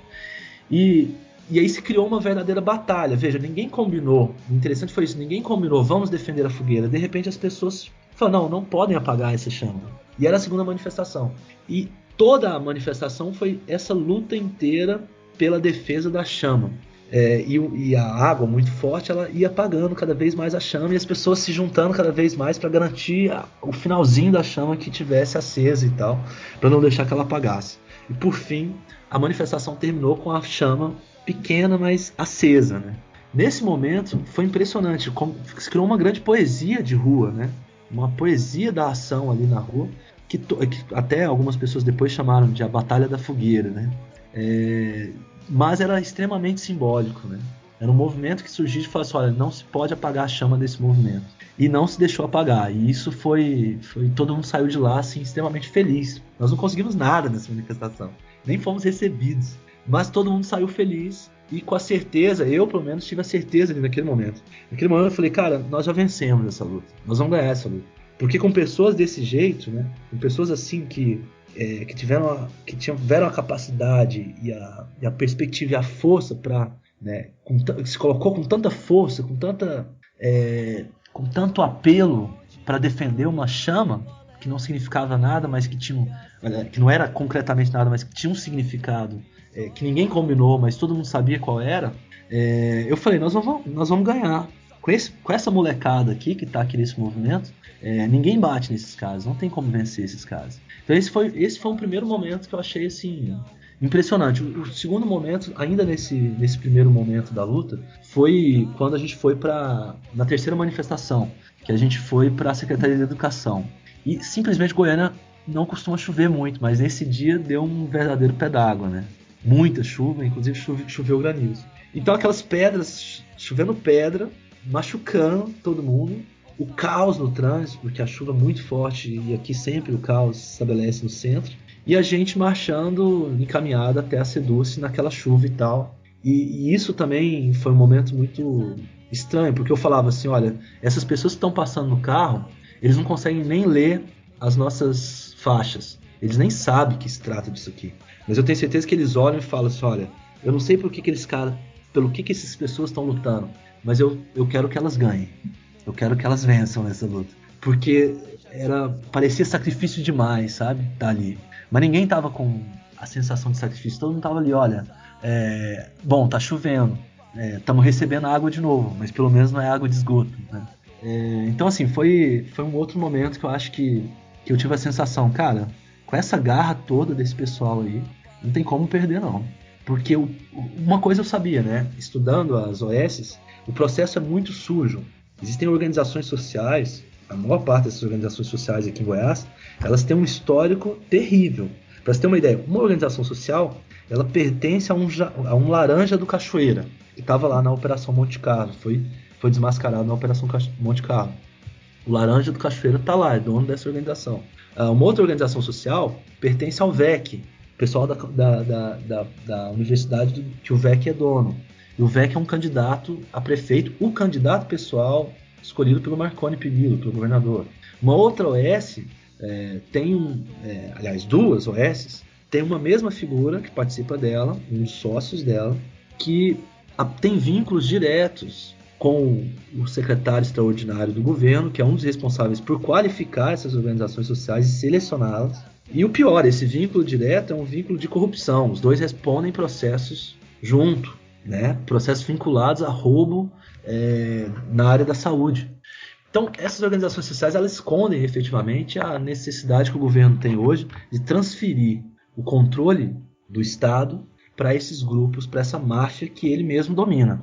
Eu não tenho dúvida mais disso. Então eu sabia o seguinte, que se a gente lutasse Se existisse um grupo com muita garra, que conseguisse ir até o fim, independente das consequências que sofreria, do sofrimento que passaria nessa luta, eu tinha certeza que essas coisas chegariam aos ouvidos da população e que aí não teria volta. Ninguém mais aceitaria, não daria para eles passarem essa organização social. Por isso que ficaria claro esse processo de corrupção que significa essas OS. Não é um problema mais ideológico, é um problema de corrupção mesmo. Mesmo o cara que é contra, que é a favor de terceirização, que não tem nada contra isso, ele fala, mas essas OS aí, isso é uma máfia, isso aí é um rolo do governo. Então, isso foi importante, né? Mas para isso precisaria ter um grupo que conseguisse fazer justamente um processo, furar o bloqueio que a imprensa fornece, porque essa imprensa também toda dominada pelo governo, recebe pelo governo, tem muita verba do governo, não coloca, só faz propaganda do governo. Inclusive sobre as OS foi isso. A imprensa aqui de Goiás é praticamente uma assessoria de imprensa do Marconi, né? Exatamente. Com pouquíssimas exceções, né? Com raríssimas exceções. Temos muitos bons jornalistas, inclusive, né? Mas nós temos, infelizmente, órgãos da imprensa, né? Dos principais jornais e sites jornalísticos, como que trabalham mesmo, funcionam como assessoria mesmo, imprensa. Exatamente isso. Nesse processo de luta contra as OS, teve um episódio também que você e acho que alguns outros companheiros manifestantes seus também chegaram a ser presos, né? Podia contar pra gente essa história? O segundo momento da luta foi as ocupações. E o terceiro momento eu consideraria esse momento de repressão mais intensa, né? Que foi um momento que começou com a desocupação da primeira escola, que era o Colégio Ismael, que era uma escola... eu já começo daí porque eu já fui detido nesse dia, né? Antes de ser preso. É uma escola...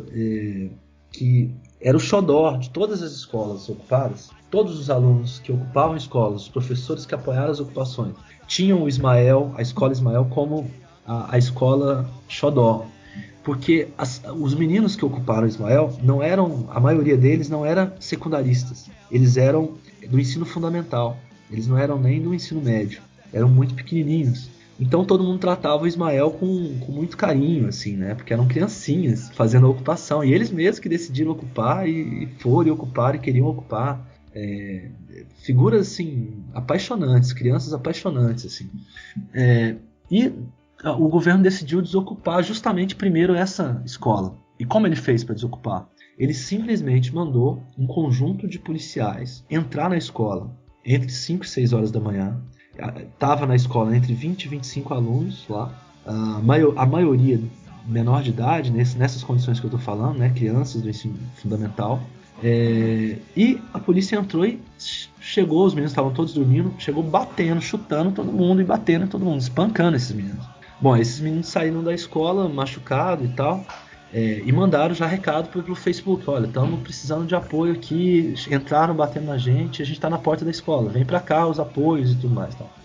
Quando eu acordei de manhãzinha, eu vi essa mensagem e espalhei o máximo que eu podia espalhar para as pessoas poderem ir para lá, e resolvi ir, né? Depois que eu vi que eles estavam na porta e um caminhão de som que havia sido contratado pela SEDURSE, pela Secretaria de Educação. Veja bem, a polícia entrou, tirou os alunos e já existia na porta um caminhão contratado pela SEDURSE que estava divulgando já, pronto ali para sair divulgando na escola que as matrículas estavam abertas, ou seja, que a escola voltaria a funcionar, que ela não estava mais ocupada, para ver como foi tudo armado, né? Nesse momento eu recebi a mensagem, colocaram no Facebook que o caminhão da SEDURSE atropelou 2 alunos na porta. Inclusive, um deles foi pro hospital com perna quebrada e tudo mais. Foi coisa gravíssima, né? Bom, e quando eu vi essa notícia, eu falei, nossa, eu vou pra lá então, porque parece que o negócio lá tá bem tenso, né? Os meninos estão precisando de ajuda, né? Aí fui, um monte de apoio, foi pra lá. E quando a gente chegou a gente resolveu sair chegou lá, os meninos estavam lá, a gente falou pros meninos, olha, não adianta ficar aqui na porta, melhor tava muito tenso lá, com pais de aluno e tudo mais. Vamos, a polícia toda lá, inclusive muitos policiais infiltrados e os policiais militares. Falou, vamos botar todo mundo nos carros dos apoiadores e levar esses meninos para fazerem, primeiro para o Ministério Público, fazer a denúncia e depois para o IML, né? Porque precisa, né, ver o que esses meninos estão precisando e tal. E garantir a denúncia disso que aconteceu com eles. E esse foi a decisão do grupo, né? Do coletivo todo, era essa. Então a gente dividiu os alunos nos carros dos apoiadores e fomos para o Ministério Público. Só que quando eu estava indo para o Ministério Público, numa das ruas que eu estava, um carro atrás de outra professora estava me seguindo, com mais alunos no carro. De repente, 3 carros vermelhos, não identificados, não eram carros da Polícia Militar, eram carros comuns, trancaram a gente na rua. Os caras desceram armados, pessoas apaisando, armados com a arma na nossa cara, falando: vocês estão presos. E uma das pessoas que abordou a gente ficava falando para mim, né? Você é professor, né, professor? Você rodou agora, professor. Você vai preso agora para delegacia. Vai ser difícil você sair agora. E eu falo: preso por quê, né? O que a gente fez? E ele diz: crime organizado, dano qualificado, porque vocês quebraram a escola está toda quebrada, roubo de materiais da escola, sumiu um monte de coisa da escola, segundo ele, e corrupção de menores. Você não vai sair tão cedo, não vai ter nem fiança para você pagar. Bom, e aí a gente foi forçado, né, foi detido e foi obrigado a ir para a delegacia, mas enquanto ainda, felizmente, algumas pessoas descobriram rapidamente e aí, né, começou toda a movimentação. E aí, quando a gente chegou na delegacia, eles liberaram a gente. Inclusive, o próprio Popular, foi uma das primeiras vezes que o Popular, que é o maior jornal de Goiás, né, cobriu, assim, de uma forma importante, pelo menos importante para o movimento, né, essas manifestações. Ele foi lá e fez uma matéria falando: professores da UFG são presos na manifestação. No caso, estava eu como professor da UFG, uma professora do CEPAI, UFG também, uma servidora da UFG foi presa no carro e uma professora do Estado. Bom, a gente só foi detido e liberado no mesmo dia. Mas aí eu já sabia que existia todo um processo de perseguição de algumas pessoas desse movimento, né? Constantemente eu era seguido na rua por carros que eu imagino que sejam P2, né? Policiais infiltrados. O jornal Diário da Manhã tinha colocado a minha foto no jornal falando que eu era parte de um grupo guerrilheiro que usava táticas de guerrilha e que eu era um dos líderes, junto com outros 8 professores, jornalistas e advogados. Eram os grandes líderes das invasões, que eles chamavam invasões das escolas, que a gente tinha vínculo partidário, sendo que eu nunca fui filiado a partido nenhum e tudo mais, que a gente usava táticas de guerrilha, uma matéria absurda, né? Não assinada por ninguém e tal. Então existia todo esse processo de tentar mesmo criar, primeiro, a ideia de que existem líderes no movimento, que são os responsáveis, e que esses líderes funcionam mais ou menos como crime organizado, né? Então eu sabia que eles estavam querendo a minha cabeça, né? Um mês depois, faltava já tinham desocupado todas as escolas, só tinha uma escola ocupada, que era a JCA. Os estudantes decidiram ocupar a SEDUC, a Secretaria de Educação Estadual. Era uma alternativa, né? Olha, as escolas foram desocupadas, então a gente vai reunir todo mundo que estava nas escolas para ocupar o órgão público e paralisar o processo das OS. Na época, houve algumas irregularidades lá com o edital, mudaram o lugar do edital sem publicar, um conjunto de irregularidades lá que a SEDUC cometeu, e a ocupação, segundo os alunos, tinha esse objetivo de denunciar essas irregularidades. Os meninos ocuparam a SEDUC.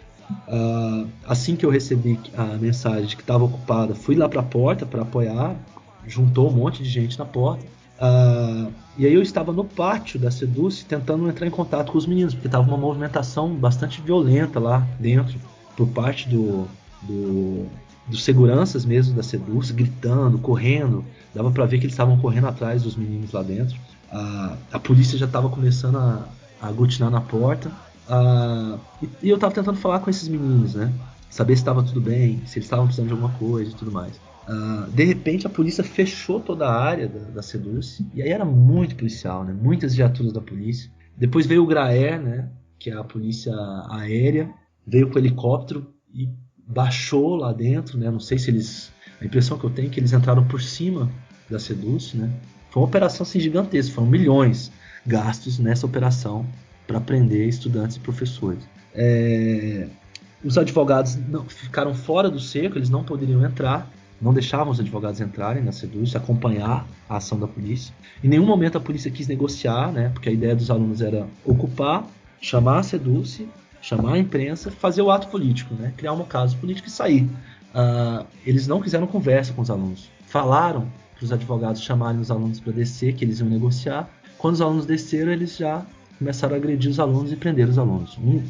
E eu estava numa posição, num lugar fora da SEDUC, mas que eu via melhor do que as outras pessoas. Então eu podia acompanhar da onde eu estava, que eu estava no pátio, né, fora da área da SEDUC, onde estava ocupada, mas uma posição que era privilegiada para observar a ação da polícia. Tanto que a agressão do menino lá dentro foi muito próximo de mim e eu comecei a gritar do lado de fora que eles não podiam fazer isso, que era absurdo. O menino caiu no chão e eles chutando o menino, né? E um menino menor de idade. E aí eles viraram para mim nesse momento e falaram assim: olha, sai daqui, nós vamos te dar a última chance, você quer sair, senão você vai ser preso junto com eles. Eu falei: não, eu não vou sair daqui, eu vou acompanhar a ação de vocês, eu vou ver tudo que vocês estão fazendo, daqui eu não saio não. Bom, eles me deixaram quieto, continuaram lá, botaram os meninos no chão e deram voz de prisão para todo mundo. De repente um policial me chama, aí já mais educado, falando: olha, professor, o senhor quer acompanhar lá? O senhor está preocupado com a situação dos alunos, a gente quer que o senhor acompanhe a operação para ver que está tudo bem com eles. Nós vamos fazer a retirada deles, o senhor vai acompanhar e ver que nós estamos retirando sem ter tido maiores agressões e tal. Eu falei: não, quero sim. Só que era uma armadilha, né? Eles me levaram lá pra dentro. A hora que eu entrei lá dentro, o comandante da operação me mandou olhar pro chão, olhar pros meninos no chão e falar: observa bem eles, tá vendo como eles estão? Sim. Agora fica igual a eles que você tá preso, vagabundo. Senta que você tá preso. Me deu voz de prisão, né? Sem eu estar lá dentro, sem eu participar de nenhum processo, né? Completamente irregular e ilegal, né? E ainda com um discurso enganado, né? Falando que eu estaria para lá para garantir a segurança dos alunos, né? Bom, o choque já estava lá há muito tempo. O choque fez a operação de transferência da gente da SEDUC para o crime organizado, para a delegacia do crime organizado, onde lá a gente foi, tivemos que assinar, né, o boletim de ocorrência e tudo mais. E de lá nós fomos transferidos para a cadeia mesmo, para o DEIC, né, para a Delegacia de Investigação Criminal. E ficamos lá 48 horas presos. Nós ficamos 2 dias presos, sem ter acesso. O advogado não podia entrar, a gente teve conversa com o advogado só pelo vidro. Ele não pôde ver as condições que a gente estava lá dentro. Nós ficamos dentro da prisão sem água, na maior parte do tempo. Eles efetivamente estavam boicotando a água justamente para como forma de punição, de retaliação. Falavam isso abertamente, falavam: vocês foram mexer com o governador, agora você aguenta. Isso lá dentro da prisão. Nós ficamos no sol, exposto ao sol, que é o que chamam corró dentro da prisão, que é o lugar onde os presos tomam sol. Inclusive nos colocaram lá também com a intenção de criar conflitos com os presos, com a gente, né? Porque falaram para os presos que eles não poderiam tomar sol porque a gente ia estar lá e tal. Mas a gente conseguiu contornar isso na relação com os presos e tudo mais. Eles não deixaram passar os colchões, avisaram para as famílias e para as pessoas que iam lá apoiar, levar colchões para a gente dormir. Falaram que a gente já tinha colchão lá, na verdade a gente não tinha, então a gente dormiu todo mundo no chão também, num lugar imundo, assim, cheio de insetos e tal. Enfim, eles fizeram questão de colocar a gente numa situação mesmo de sofrimento para criar uma retaliação. E o tempo inteiro humilhação, né? A polícia nos tratando sempre com muita agressividade, nos humilhando lá dentro e tal, todo mundo. Acho que é o tratamento ainda que nem se compara ainda com o preso comum, que o preso comum recebe. Enfim, então aí foi isso. Foram 2 dias nessa prisão. Felizmente, o juiz, obviamente, entendeu que não tinha nada, né? Que não fazia sentido a gente ficar preso. O próprio Ministério Público colocou que os danos que tiveram lá na SEDUC eram insignificantes, porque na verdade foram portas que foram abertas para os alunos entrarem. E mais nada, tinha lá nas fotos deles, tinha um extintor que teria sido aberto e tal. Duvido muito que os alunos teriam jogado o extintor e tal.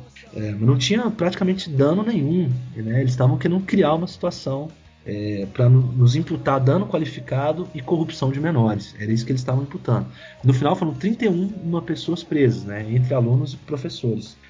A maioria alunos, 2 professores do estado e eu como professor da universidade. Eu acho que essa narrativa ela é muito importante, assim, e eu acho que ela se complementa depois com a pergunta que eu ia fazer, que é do apoio da própria universidade dentro desse processo das OS. E aí eu queria que você, nesse gancho, né, comentasse sobre a situação lá do título de doutor honoris causa do nosso governador Marconi. Pois é, então, a universidade, a participação da universidade ela foi muito forte em termos de pessoas vinculadas à universidade. Nós tivemos muitos professores da universidade e mais ainda alunos da universidade que participou ativamente desse apoio às ocupações das escolas, né? Os professores da universidade como apoio mesmo, levando comida, contribuindo dando aulas para esses alunos, né, nos temas que esses alunos pediam, fornecendo oficinas nas escolas geridas pelos alunos e tudo mais. E os alunos, estudantes universitários, muitos deles estão no dia a dia na ocupação mesmo, dormindo lá, né, participando, ajudando os secundaristas a construírem o dia a dia da ocupação. Então, nesse sentido, nunca houve, assim, eu desconheço o momento em que a universidade esteve tão próxima, pelo menos em termos de capital humano, das escolas, né, porque foi uma troca muito grande com alunos secundaristas e com professores da rede estadual, né, de educação. Então foi um processo muito intenso, muito interessante e tal. Mas institucionalmente a universidade não tinha participado de nada, né? Efetivamente, institucionalmente a universidade ela ficou alheia ao processo das OS. Tá?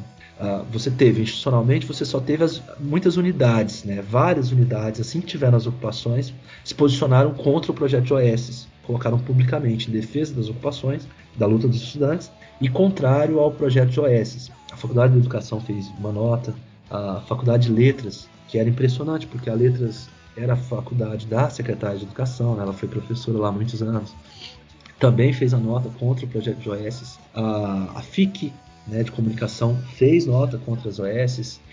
Ciências Sociais fez nota contra as OS. Então, você teve um posicionamento das unidades da universidade, né? Então, o que eu acho é que em termos de base social, em termos do vínculo real a universidade real, essa universidade humana, né, que são os professores, os seus alunos, o dia a dia, as unidades, aquilo que dá vida para a universidade, ela teve uma participação fundamental e muito importante mesmo, porque ela era um elemento que dava legitimidade, né, uma legitimidade intelectual para essa luta. Porque a universidade tem efetivamente esse capital simbólico na sociedade, né? Então, e eu acho que isso foi importante, embora por mais críticas que a gente possa ter a essa separação, a posição da universidade contou muito nisso, né? O fato de ter professores universitários, das unidades estarem se posicionando e tudo mais. E especialmente ela pôde aprender muito, né? Esse capital humano conseguiu aprender muito com esses professores, com esses estudantes, sobre uma realidade que ela mal conhece, né? Que ela conhece muito mal, que é a escola. Então, para a universidade foi muito rico essa troca, né? Tanto que hoje nós temos muitas mesas em que os secundaristas que participam, os professores da rede participam. Então, acho que essa troca tende a transformar mesmo o rumo da formação de professores, pelo menos, na universidade. Eu acredito muito nisso. Agora, institucionalmente, em termos de reitoria, a universidade não havia se posicionado. Quando a gente foi preso, o reitor ele esteve na prisão, né, forneceu seu apoio pessoal. Foi muito importante a presença dele na prisão, porque dava uma seriedade, né, uma ideia de que, olha, existem instituições grandes que estão preocupadas com isso que está acontecendo aqui. Então foi importante. Mas ainda assim não tinha posicionado contra os OS. Então criou um movimento de baixo para cima, especialmente de professores que se revoltaram com as prisões e que foram para cima da reitoria, né? E fizeram uma carta colocando várias questões para a reitoria, que era um absurdo a reitoria não se posicionar, e por fim a reitoria acabou se posicionando, falando que achava preocupante o projeto de OS e que tinha preocupação com esse processo e tudo mais. Então hoje, institucionalmente, a universidade se posicionou. Hoje a reitoria, por exemplo, ela tem uma posição pública de que ela é contra a OS, assim como a maior parte das unidades da universidade é contra a OS. O problema é que aconteceu o seguinte: paralelo a esse processo, com a prisão nossa, já tinha, ou não sei se foi por conta disso que fizeram o pedido, de tirar o título de doutor honoris causa do governador. Porque o governador tem um título de doutor honoris causa. E veja, essa prisão foi muito séria. Prendeu um professor da universidade. Os outros 2 professores do estado, todos os 2 eram alunos, foram ex-alunos da Universidade Federal de Goiás, formaram lá. Dos outros presos lá, dos outros 12, 13 presos maiores de idade, que não eram secundaristas, 7 ou 8 deles eram estudantes da Universidade Federal de Goiás. Então, quer dizer, a universidade efetivamente foi violentada, né, nesse processo de prisão. Então, aconteceu esse pedido logo depois da nossa prisão, logo que a gente foi solto, esse pedido para tirar o título honoris causa do governador. Eu não participei desse processo, não sei quem pediu, eu acredito que tenha sido a Faculdade de Filosofia que fez esse pedido. Bom, aí eu tive na reunião, porque me interessava muito contar a situação do que eu estava vivendo naquele momento, que eu achava que, dada essa situação, era muito absurdo a gente manter um título que ninguém sabe como que foi dado. Não existe até hoje uma justificativa plausível, né? Aliás, não existe uma justificativa pública, nenhuma, não precisa ser plausível, nenhuma justificativa foi dada até hoje, porque o governador Marconi Perillo tem um título de doutor honoris causa da Universidade Federal de Goiás.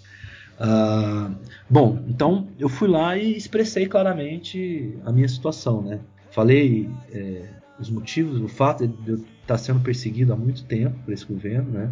Desde que eu tinha soltado alguns textos sobre organizações sociais, identificando quem era essa máfia que queria assumir a organização social, identificando os vínculos dessa máfia com o próprio governo do estado. Desde que eu tinha soltado esses textos, eu comecei a ser perseguido. Coloquei isso claramente, falei da prisão. Naquele momento, eu tinha acabado de sair da prisão, estava com muito medo ainda de andar na rua, porque eu tinha sido seguido em casa também, na rua de casa, logo depois que eu saí da prisão. Estava ainda emocionalmente muito abalado com as coisas que eu vi lá dentro, né? Toda a situação emocional que a perda da liberdade, ainda mais num lugar onde definitivamente direitos humanos não existe ali dentro. Então eu estava muito, muito abalado emocionalmente. Então eu coloquei tudo isso, né? Do como era importante, meu argumento era esse, como era importante a universidade dar uma resposta, dizer o seguinte: olha, nós não aceitamos que um governo mexa com quem está produzindo conhecimento, que simplesmente por ele estar produzindo conhecimento ele seja perseguido, preso, né? Passe por condições tais quais foram colocadas, porque efetivamente eu não conheço uma história de professor de Universidade Federal ser preso a não ser na ditadura, pô. É muito absurdo, né? Você ser preso sem ter feito nada, você fazendo um exercício da crítica política. Você é preso por conta disso, a verdade é essa. Você ter feito uma crítica, ter produzido conhecimento que produzia crítica a esse projeto do governo. Então a minha argumentação foi essa. A Faculdade de Filosofia, a Faculdade de Educação levaram argumentações muito importantes, não pessoais como a minha, né, para a questão, mas a votação foi esmagadora. Quer dizer, todo mundo ali do Consune, do Conselho Universitário, já estava amarrado, fechado para votar pela manutenção do título, sem nenhuma argumentação, sem nenhuma discussão, sem nem dizer porquê, né? Então, é óbvio que houve uma certa ingenuidade, né, pelo menos da minha parte, de acreditar que um discurso moral, né, seria capaz de superar os diferentes interesses políticos e econômicos que vinculam a Universidade Federal de Goiás hoje com o governo do estado. Eu não consegui mapear ainda e nem estou interessado também em aprofundar nisso, porque isso me causa muita indignação, mas existem vários interesses, né, vários vínculos entre a Universidade Federal de Goiás hoje e o governo de Goiás, e são por isso, por exemplo, o verba da FAPEG, né, da Fundação de Pesquisa do Estado, que a universidade tem acesso a grande parte dessa verba para desenvolver suas pesquisas, áreas do Estado que são doadas para a universidade e vice-versa. Quer dizer, é uma relação bastante próxima, né? O reitor ele é uma figura que participa de banquetes lá dados pelo governador para os reitores das universidades e tudo mais. Então existem esses vínculos que geralmente esses cargos institucionais estabelecem precisam manter, dependem, né? E que acabam fazendo com que a universidade, por exemplo, não seja esse espaço que a gente imagina que ela é, de crítica, de emancipação, de preocupação humana, né, com o conhecimento e com a razão para o desenvolvimento de uma sociedade melhor e tal, né? Infelizmente, a universidade ela não é isso, né? Ela tem isso também porque tem professores, tem alunos, tem pessoas lá produzindo conhecimento. A unidade viva da universidade são essas pessoas, né? Não é essa estrutura burocrática que infelizmente está podre, dependendo aí desses interesses políticos com o que há de pior na sociedade de Goiás, né? Agora eu acho que pra gente arrematar essa parte que a gente está conversando sobre educação, tem uma coisa que está em evidência hoje e que tem tudo a ver, eu acho, com tudo que a gente está conversando aqui, que é esse tal do projeto Escola Sem Partido, né? Uhum. Eu gostaria que você falasse alguma coisa do que você pensa sobre esse projeto. Bom, eu tenho acompanhado há muito tempo esse projeto, né? Quando surgiu, porque existia a ONG Escola Sem Partido, e eu já tinha mapeado essa ONG e tal, já tinha interesse de conhecê-la antes de começarem as leis, os projetos de lei. Mas eu não acreditava de forma alguma que isso seria levado a sério. Eu jamais acreditava, né, há alguns anos atrás, que alguém poderia considerar, a não ser alguns loucos na sociedade aqui, que aquele projeto é sério, porque é uma ONG com um discurso baixíssimo, né? Que confunde tudo, né? Ela coloca, para você ter uma ideia, ela parte mesmo daquela forma de organização do pensamento típica do Olavo de Carvalho, né? Que, por exemplo, que entende que tudo é marxismo cultural, né? Por exemplo, Foucault é marxista cultural, então é esquerdismo, deve ser destruído. Gramsci deve ser destruído, e por aí vai, né? Eles vão colocando. Paulo Freire deve ser condenado como. E tudo isso é doutrinação, né? Quer dizer, discutir gênero, a teoria do gênero é uma forma de doutrinação. A concepção da pedagogia do Paulo Freire é uma forma de doutrinação. Por quê? Porque são esquerdistas, porque fazem parte desse tal do marxismo cultural. Quer dizer, é uma coisa tão tacanha, um discurso tão tacanho, tão pobre, tão incapaz de dar conta da complexidade dessas teorias, né? Que eu achava que não seria levado a sério. Infelizmente, a gente chegou a um contexto que é assustador, que é o fato das pessoas conseguirem achar que esse discurso ele é elevado e sair reproduzindo esse discurso de forma fácil, né? Bom, o projeto é muito ruim, primeiro por isso, porque ele parte dessa ideia de associar crítica o pensamento crítico, ou o que a gente chamava de teoria crítica. Na história a gente tem um nome chamado de história crítica, né? Essa história que discute, por exemplo, luta de classes, ou que discute, faz críticas vinculando as bases econômicas, os determinados interesses políticos. A gente chama de história crítica, é uma coisa que existe no ensino de história, né? E que não necessariamente é bom. Veja, essa história crítica ela tem vários problemas, ela tem alguns esquematismos muito, muito perigosos, assim. Isso que ficou convencionado chamado de história crítica, por exemplo, na área de ensino de história. Mas o que esses caras fazem? Eles associam tudo isso à doutrinação, então eles negam todas esse tipo de conhecimento, porque é associado a conhecimento próprio de uma só corrente, de uma só pensamento, e querem produzir um tipo de discurso que supostamente é neutro, mas a gente sabe que ele é engajado, né?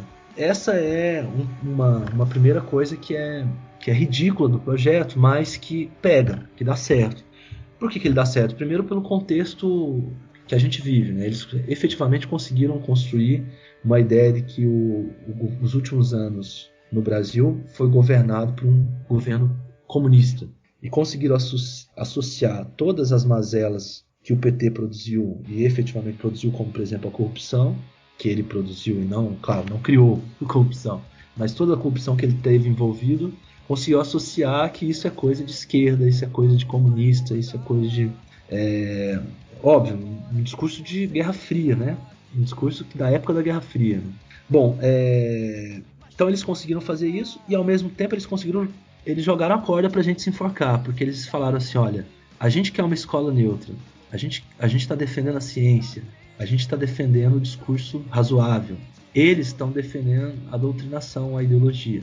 Quando a esquerda responde dizendo tudo a ideologia, quando reduz tudo a ideologia, ela compra a corda, ela se enforca. Porque ela aceita que ela é o ideólogo, ela vai ser o ideológico, e o outro vai continuar reivindicando a ciência, a razão, a prudência. Qual que o pai vai querer? O cara que diz que a escola não pode ser de nenhum partido, ou o cara que fala, não, mas tudo é ideologia, tudo é partido, tudo é tomada de posição. Me parece que é um erro estratégico nosso defender com a ideia de que tudo é ideologia.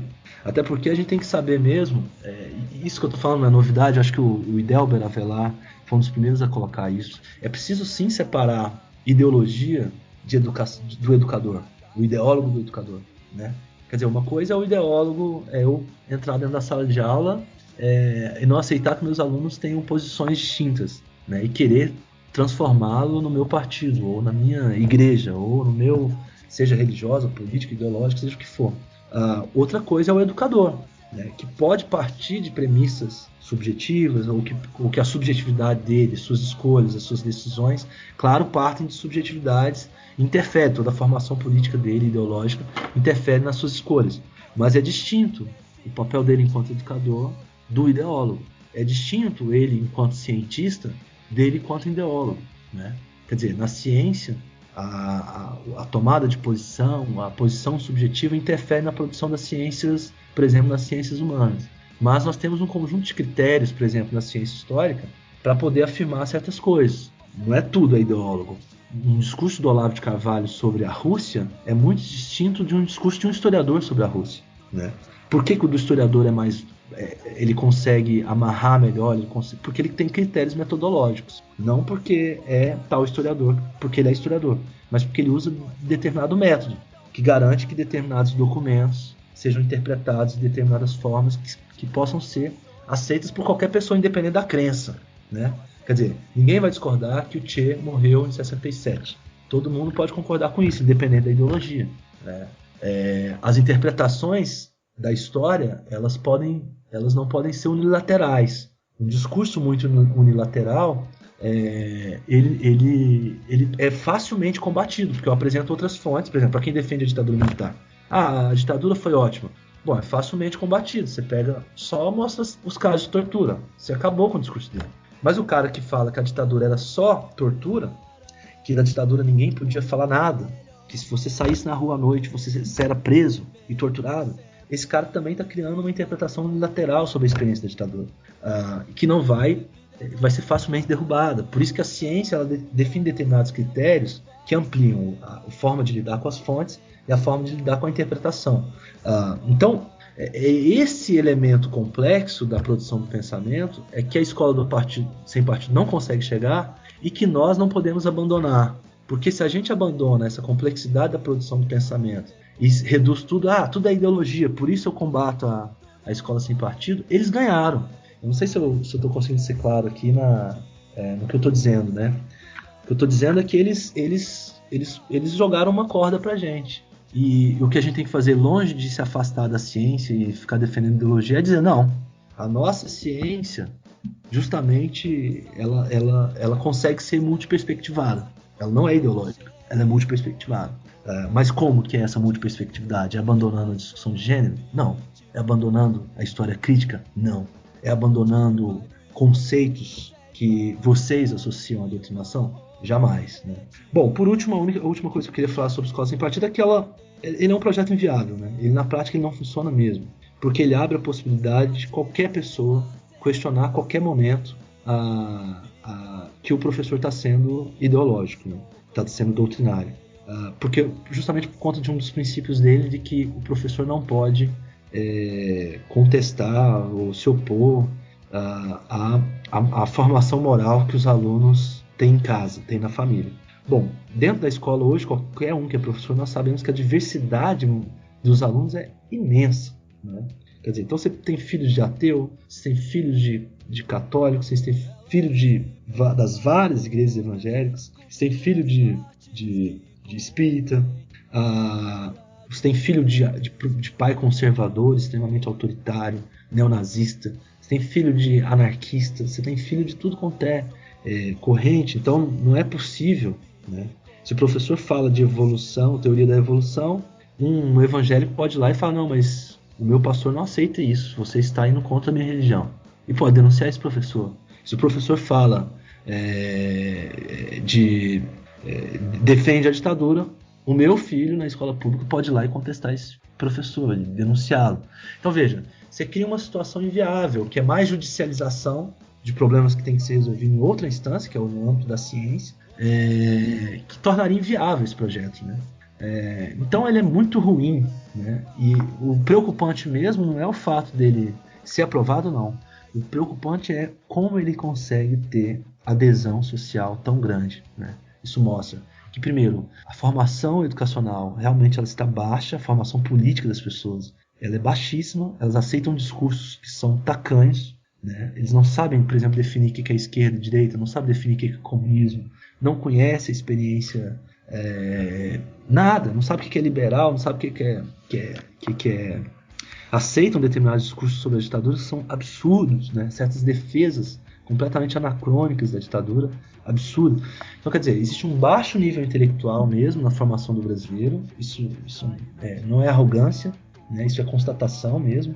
Para qualquer um que estuda minimamente algum desses temas sabe que a maior parte da população brasileira ignora completamente esses temas, e ao mesmo tempo um desejo conservador muito grande, né? Um desejo altamente preocupante de uma sociedade mais fechada, uma sociedade de controle maior, uma sociedade punitivista, uma sociedade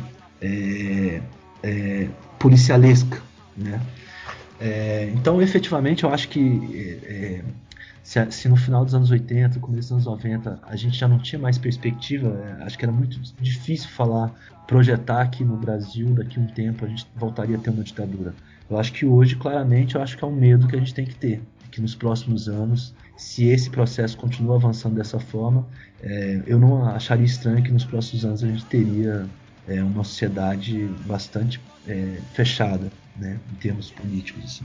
O Renato Giannini falou no Facebook esses dias agora sobre isso, falando que o problema não é nem você desmontar o projeto, o pensamento do pessoal da Escola Sem Partido. O problema é que eles estão pautando o debate, né? Exatamente. Às vezes quem faz a pergunta é mais importante do que a resposta que você vai dar. Exatamente, perfeito isso. É exatamente isso, eles estão pautando. Quando o Rafael estava falando, eu lembrei que é como o discurso gnóstico, né? Você tem um discurso gnóstico de esquerda e um discurso gnóstico de direita, né? Uhum. Você perde qualquer referência e tal. E esse que dissolve todas as categorias, o Humberto Eco chamava isso de fascismo eterno. A ameaça de dissolver tudo no seu desejo, transformar tudo no seu desejo. Então tem um discurso fácil que é de direita e um discurso fácil que é de esquerda, né? E a gente está ameaçado por esse fascismo o tempo todo. O fascismo que aborda todas as diferenças e o que importa é meu desejo. Uhum. E aí, nesse sentido, o que importa é o desejo. O problema não é o Trump ser candidato, o problema é que ele tem possibilidade de vencer e tem muita gente votando nele. Uhum. O problema é essas pessoas que estão votando nele. Uhum. Né? O problema é que a educação não deu certo. E aí a coisa fica mais séria, porque as perspectivas são realmente essas que você falou. O quadro é complicado. Aí só para lembrar o nosso histórico de podcast aqui, o Rony Silveira, ele sempre fala da dificuldade do brasileiro para lidar com o processo democrático e a demora da democracia. Parece que o brasileiro quer soluções imediatas, né? Sem um debate público, quer mágicas, né? Exato. E essa dificuldade para lidar com procedimentos e as demoras institucionais parece que cada vez causa mais medo, né? Exato. Isso realmente é preocupante mesmo, né? Porque e essa é uma boa chave mesmo, porque esses discursos todos estão pautados por isso mesmo, essa vontade de estabelecer as coisas sem passar pelo debate mesmo, né? Quer dizer, bandido bom é bandido morto. Pronto, então vamos embora acabar com... Como que você quer acabar com o problema da segurança? Um problema extremamente complexo. Eliminando essa parcela da população que se chama um grupo social, que se funda discursivamente, né? E que acaba tendo determinadas características, mas você cria um discurso. Isso é extremamente preocupante mesmo, porque, veja, discutir segurança pública é complexo. entender como o sistema penitenciário, por exemplo, não consegue garantir o cumprimento da lei, como o sistema penitenciário precisa ser reformulado para que as punições que são feitas dentro da lei elas sejam cumpridas. Isso é um elemento que demora e que para esses caras vão ser associados, tá defendendo bandido, tá querendo que a prisão seja boazinha, né? Quer dizer, é difícil entender o problema da segurança pública, ele é complexo, mas você encontra uma resposta rápida. Elimina, bota lei mais dura, ferra esse pessoal, castra ação química e não sei o que lá, não sei o que lá. Isso me lembra muito as experiências do nazismo mesmo, assim, não? E claro, não estou querendo dizer que isso é nazismo, mas só mesmo uma comparação com a experiência do nazismo, porque quando você constrói você atribui a determinado grupo social, você cria um grupo social discursivamente, atribuindo a ele o grande problema que afeta a sociedade, o grande problema que te afeta, você se permite fazer qualquer coisa com essa pessoa que faz parte desse grupo, né? Daí você entende os linchamentos. Um cara que é bom, supostamente bom, moralmente não é agressivo, não é nada, mas ele está lá, ele se dá o direito de espancar uma pessoa com a sensação de que ele está certo, né? E ele faz isso, ele pode fazer qualquer coisa com a pessoa, porque você retirou justamente nesse discurso a humanidade dessas pessoas. Então ele te permite ser extremamente cruel. Então o que me preocupa nesse discurso não é o fato de terem pessoas, grupos fascistas, que estão articulando esse processo, que estão surfando nessa onda e tudo mais e tal. O que me preocupa é como pessoas que são nossos pais, nossas mães, nossas sogras, nossos cunhados, nossos parentes, são pessoas que nós conhecemos pessoalmente, nós sabemos que são pessoas que não são fascistas, não são doentes, não querem exterminar alguém, defenderem justamente propostas de extermínio, né? Propostas de ódio, por exemplo, contra esquerdismo, contra comunista, contra bandido, contra não sei o que lá, não sei o que lá. Isso é que me assusta, porque aí efetivamente são essas pessoas que se constroem um movimento que pode tornar essa sociedade realmente mais fechada, né? O grupo de fascistas mesmo que existem no Brasil, esse grupo conservador, ele não é um grupo tão forte, mas ele tem conseguido a adesão social dessas pessoas, né? E isso é mais preocupante ainda. Bom, agora você quer completar alguma coisa, Marcos? Não, vamos para o punk agora. Então, beleza. Vamos então para as indicações aqui. Rafael, você trouxe alguma indicação pra gente aí, pros nossos ouvintes? Então, o tema nosso, ele não tem muita... Ele é novo, né?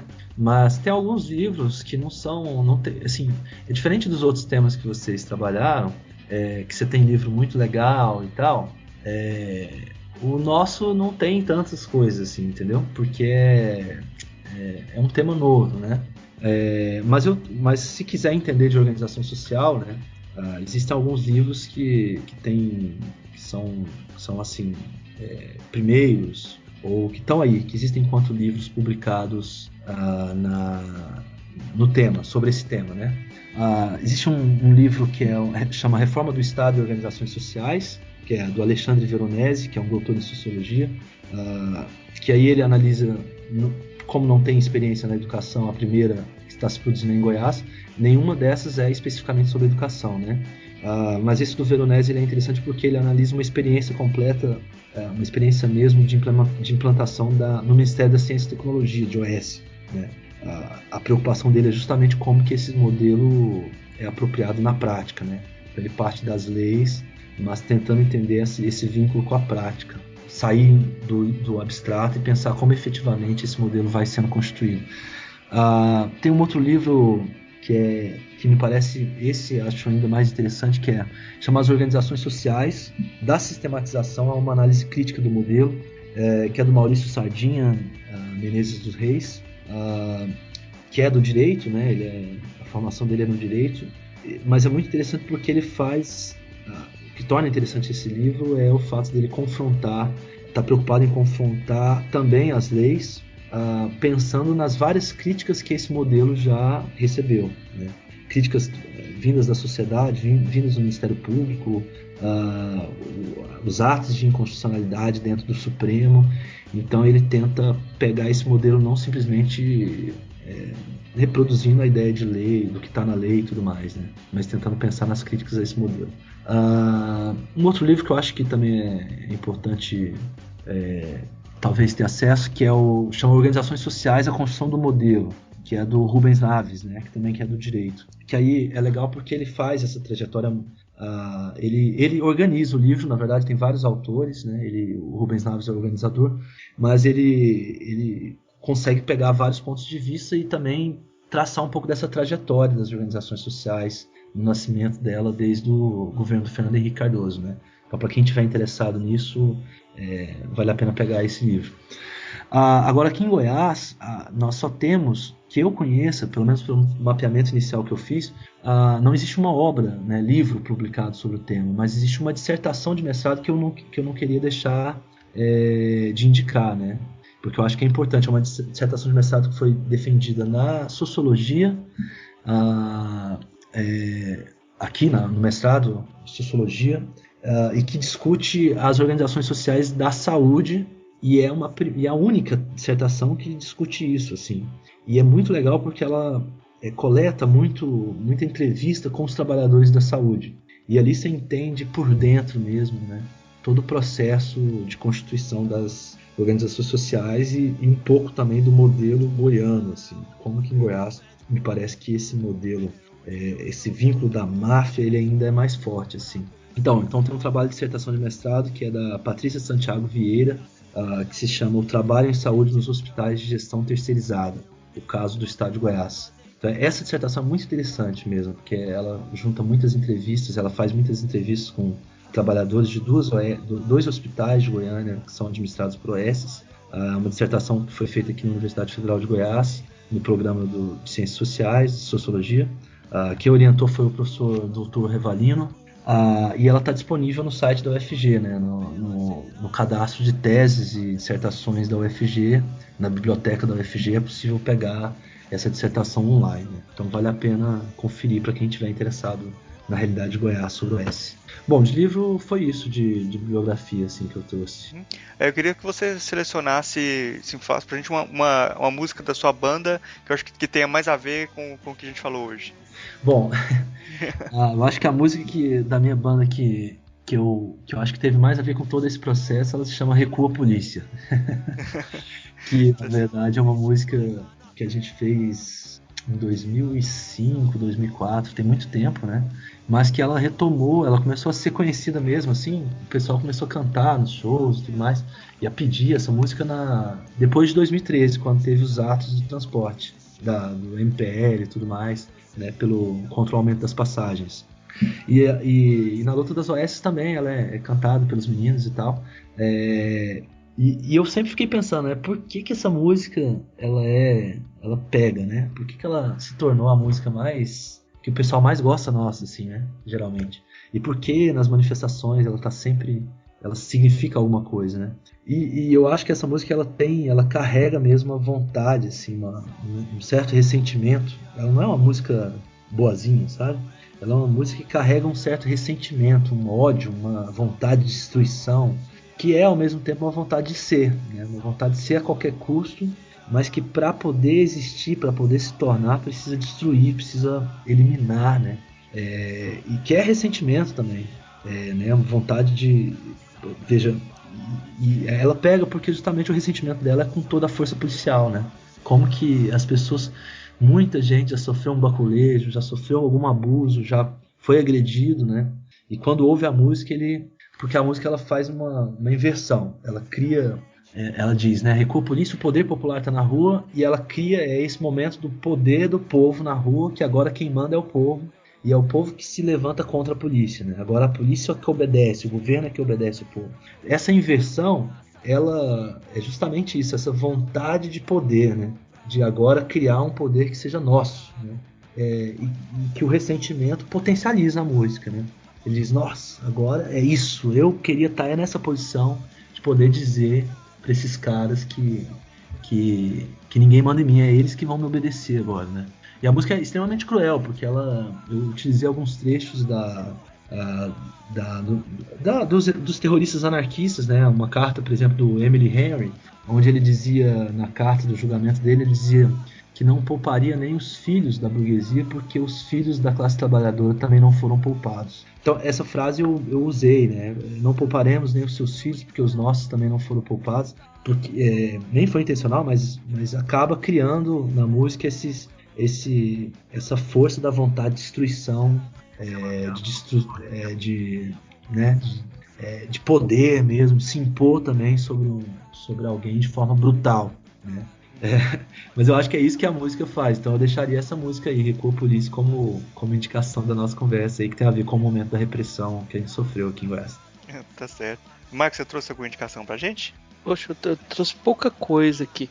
Eu já tinha separado já pra indicar a banda do Rafael, mas você já antecipou a indicação de uma música. Mas eu acho que é válido quem puder lá ir no site dos Senhores e baixar o álbum, o último álbum, vai ter material para ouvir também.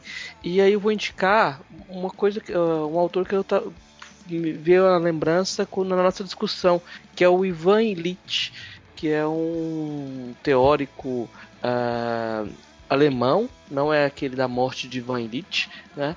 Que ele propôs, eu acho que é o momento a gente resgatá-lo como uma possibilidade de pensar também, nesse momento que o pessoal está falando de escolas sem partido, a defesa dele de uma sociedade sem escolas, né? A crítica a todo o processo de institucionalização e consumismo que começa dentro das próprias escolas. Tem poucos títulos dele, acho que em português, não sei se o Sociedade Sem Escolas, mas tem muitos títulos em espanhol. Acho que quem está interessado vai procurar e vai encontrar coisas interessantes para retomar, né? Legal. Nossa. Eu vou indicar um episódio de um podcast, que é o podcast Fronteiras da Ciência, que é da Universidade Federal do Rio Grande do Sul, da temporada atual, que é a temporada 7, e o episódio 17, que fala sobre escola sem partido, vários professores lá da área de educação mesmo discutindo esse projeto. Bom, a gente está chegando aqui no final do programa e eu queria abrir um espaço aí para o Rafael fazer suas considerações finais, divulgar algum trabalho, alguma coisa, algum meio de contato, falar suas considerações finais mesmo aí. Certo. Bom, primeiro eu queria agradecer, né, o Marcos e o Murilo pela oportunidade de estar aqui com vocês. Acho que para mim foi extremamente divertido poder fazer essa discussão, né?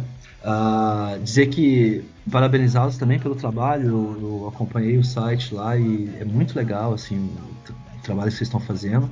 Acho que é muito importante também. E queria agradecer essa oportunidade de estar podendo discutir sobre esse tema tão importante aqui para a educação em Goiás, né? Sobre o OS, sobre escolas militares, projetos de escolas sem partido, né? E dizer por último que eu imagino que Goiás ele tem servido, é um estado que tem servido como laboratório de muitas coisas que são implementadas ou que pretende se implementar nacionalmente. Eu imagino que a OS é um desses elementos, né? Mas a gente teve um laboratório, a prova de que o Goiás funciona como laboratório, especialmente laboratório de repressão, aconteceu durante a Copa.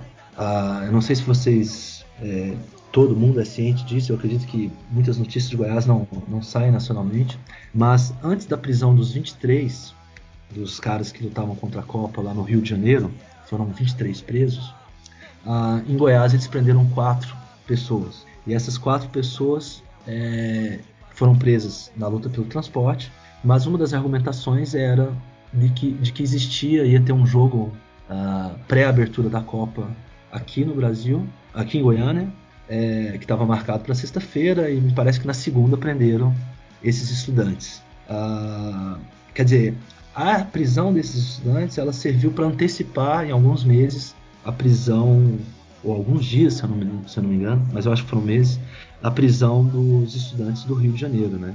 Era uma espécie de laboratório para ver qual a reação da sociedade, se dá para fazer, não dá para fazer, até onde as pessoas aguentam, dá para utilizar a lei de crime organizado para imputar essas pessoas.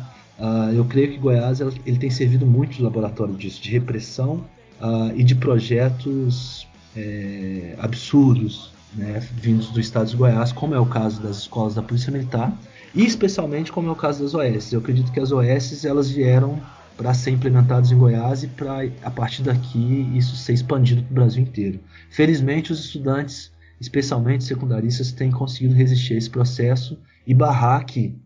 Mas o que eu queria pedir era isso, para o Brasil inteiro que estiver acompanhando, fornecer esse apoio para a luta em Goiás, porque é fundamental a gente não deixar esse projeto aqui passar, porque a vitória aqui é muito importante para a vitória em outros estados quando isso chegar, né? Eu creio que até agora a gente conseguiu, essa luta aqui em Goiás, conseguiu fazer uma coisa que foi fundamental. Ela conseguiu esparramar para o Brasil inteiro que esse modelo que ninguém conhece, que ninguém conhecia, é no mínimo duvidoso, né? Eu acho que isso a gente conseguiu fazer tanto na sociedade goianiense e goiana, de que pelas ocupações, pelas críticas e textos que foram produzidos, por isso ter dado muita repercussão, inclusive pela prisão também, porque os caras falam, putz, por que estão prendendo professor, estão prendendo estudante, tem coisa errada aí. Conseguimos pelo menos criar uma dúvida em relação a esse projeto, e acho que essa dúvida também já antecipa no Brasil, quando chegar esse projeto em algum lugar no Brasil, estudantes secundaristas, acho que de vários lugares já vão ter uma ideia de que é preciso resistir, né? Não precisa tanto estudar só esse projeto, mas já dá para saber que o estudo deve ser canalizado para pensar como não deixá-lo implementar. Era isso. Agradecer, obrigado. Bom, obrigado pela sua presença, a gente agradece mais essa disponibilidade de tempo que você teve aqui pra gente. Foi um papo muito legal, acho que eu aprendi muita coisa aqui com você e, bom, até a próxima aí. Valeu, Marcos, obrigado, cara. Valeu, Murilo, obrigadão aí. Falou, valeu. Eu peço para você que está ouvindo comentar no nosso site, o filosofiapop.com.br. A participação de vocês é muito importante, é o que dá força para a gente continuar o nosso trabalho. Se você quiser, pode mandar também um e-mail para contato@filosofiapop.com.br. Lá no site a gente coloca todas as referências citadas aqui no episódio e também os links para as nossas redes sociais e página no Facebook. Se você quiser ajudar a gente, você pode compartilhar os episódios com os amigos e também avaliar no iTunes. Isso ajuda muito a gente subir na classificação deles e trazer muito mais ouvintes. Obrigado a todos e daqui a 2 semanas a gente está de volta. Abraçará o mundo como um novo homem e vocês pagarão por bravo. Essa é a revolta do sangue escravo. Não pouparemos nem os seus filhos, os nossos também não foram poupados. E antes de serem queimados vivos, sentirão o princípio ativo do ódio, da ira popular. Senhores, murder, revolta no ar. Recua!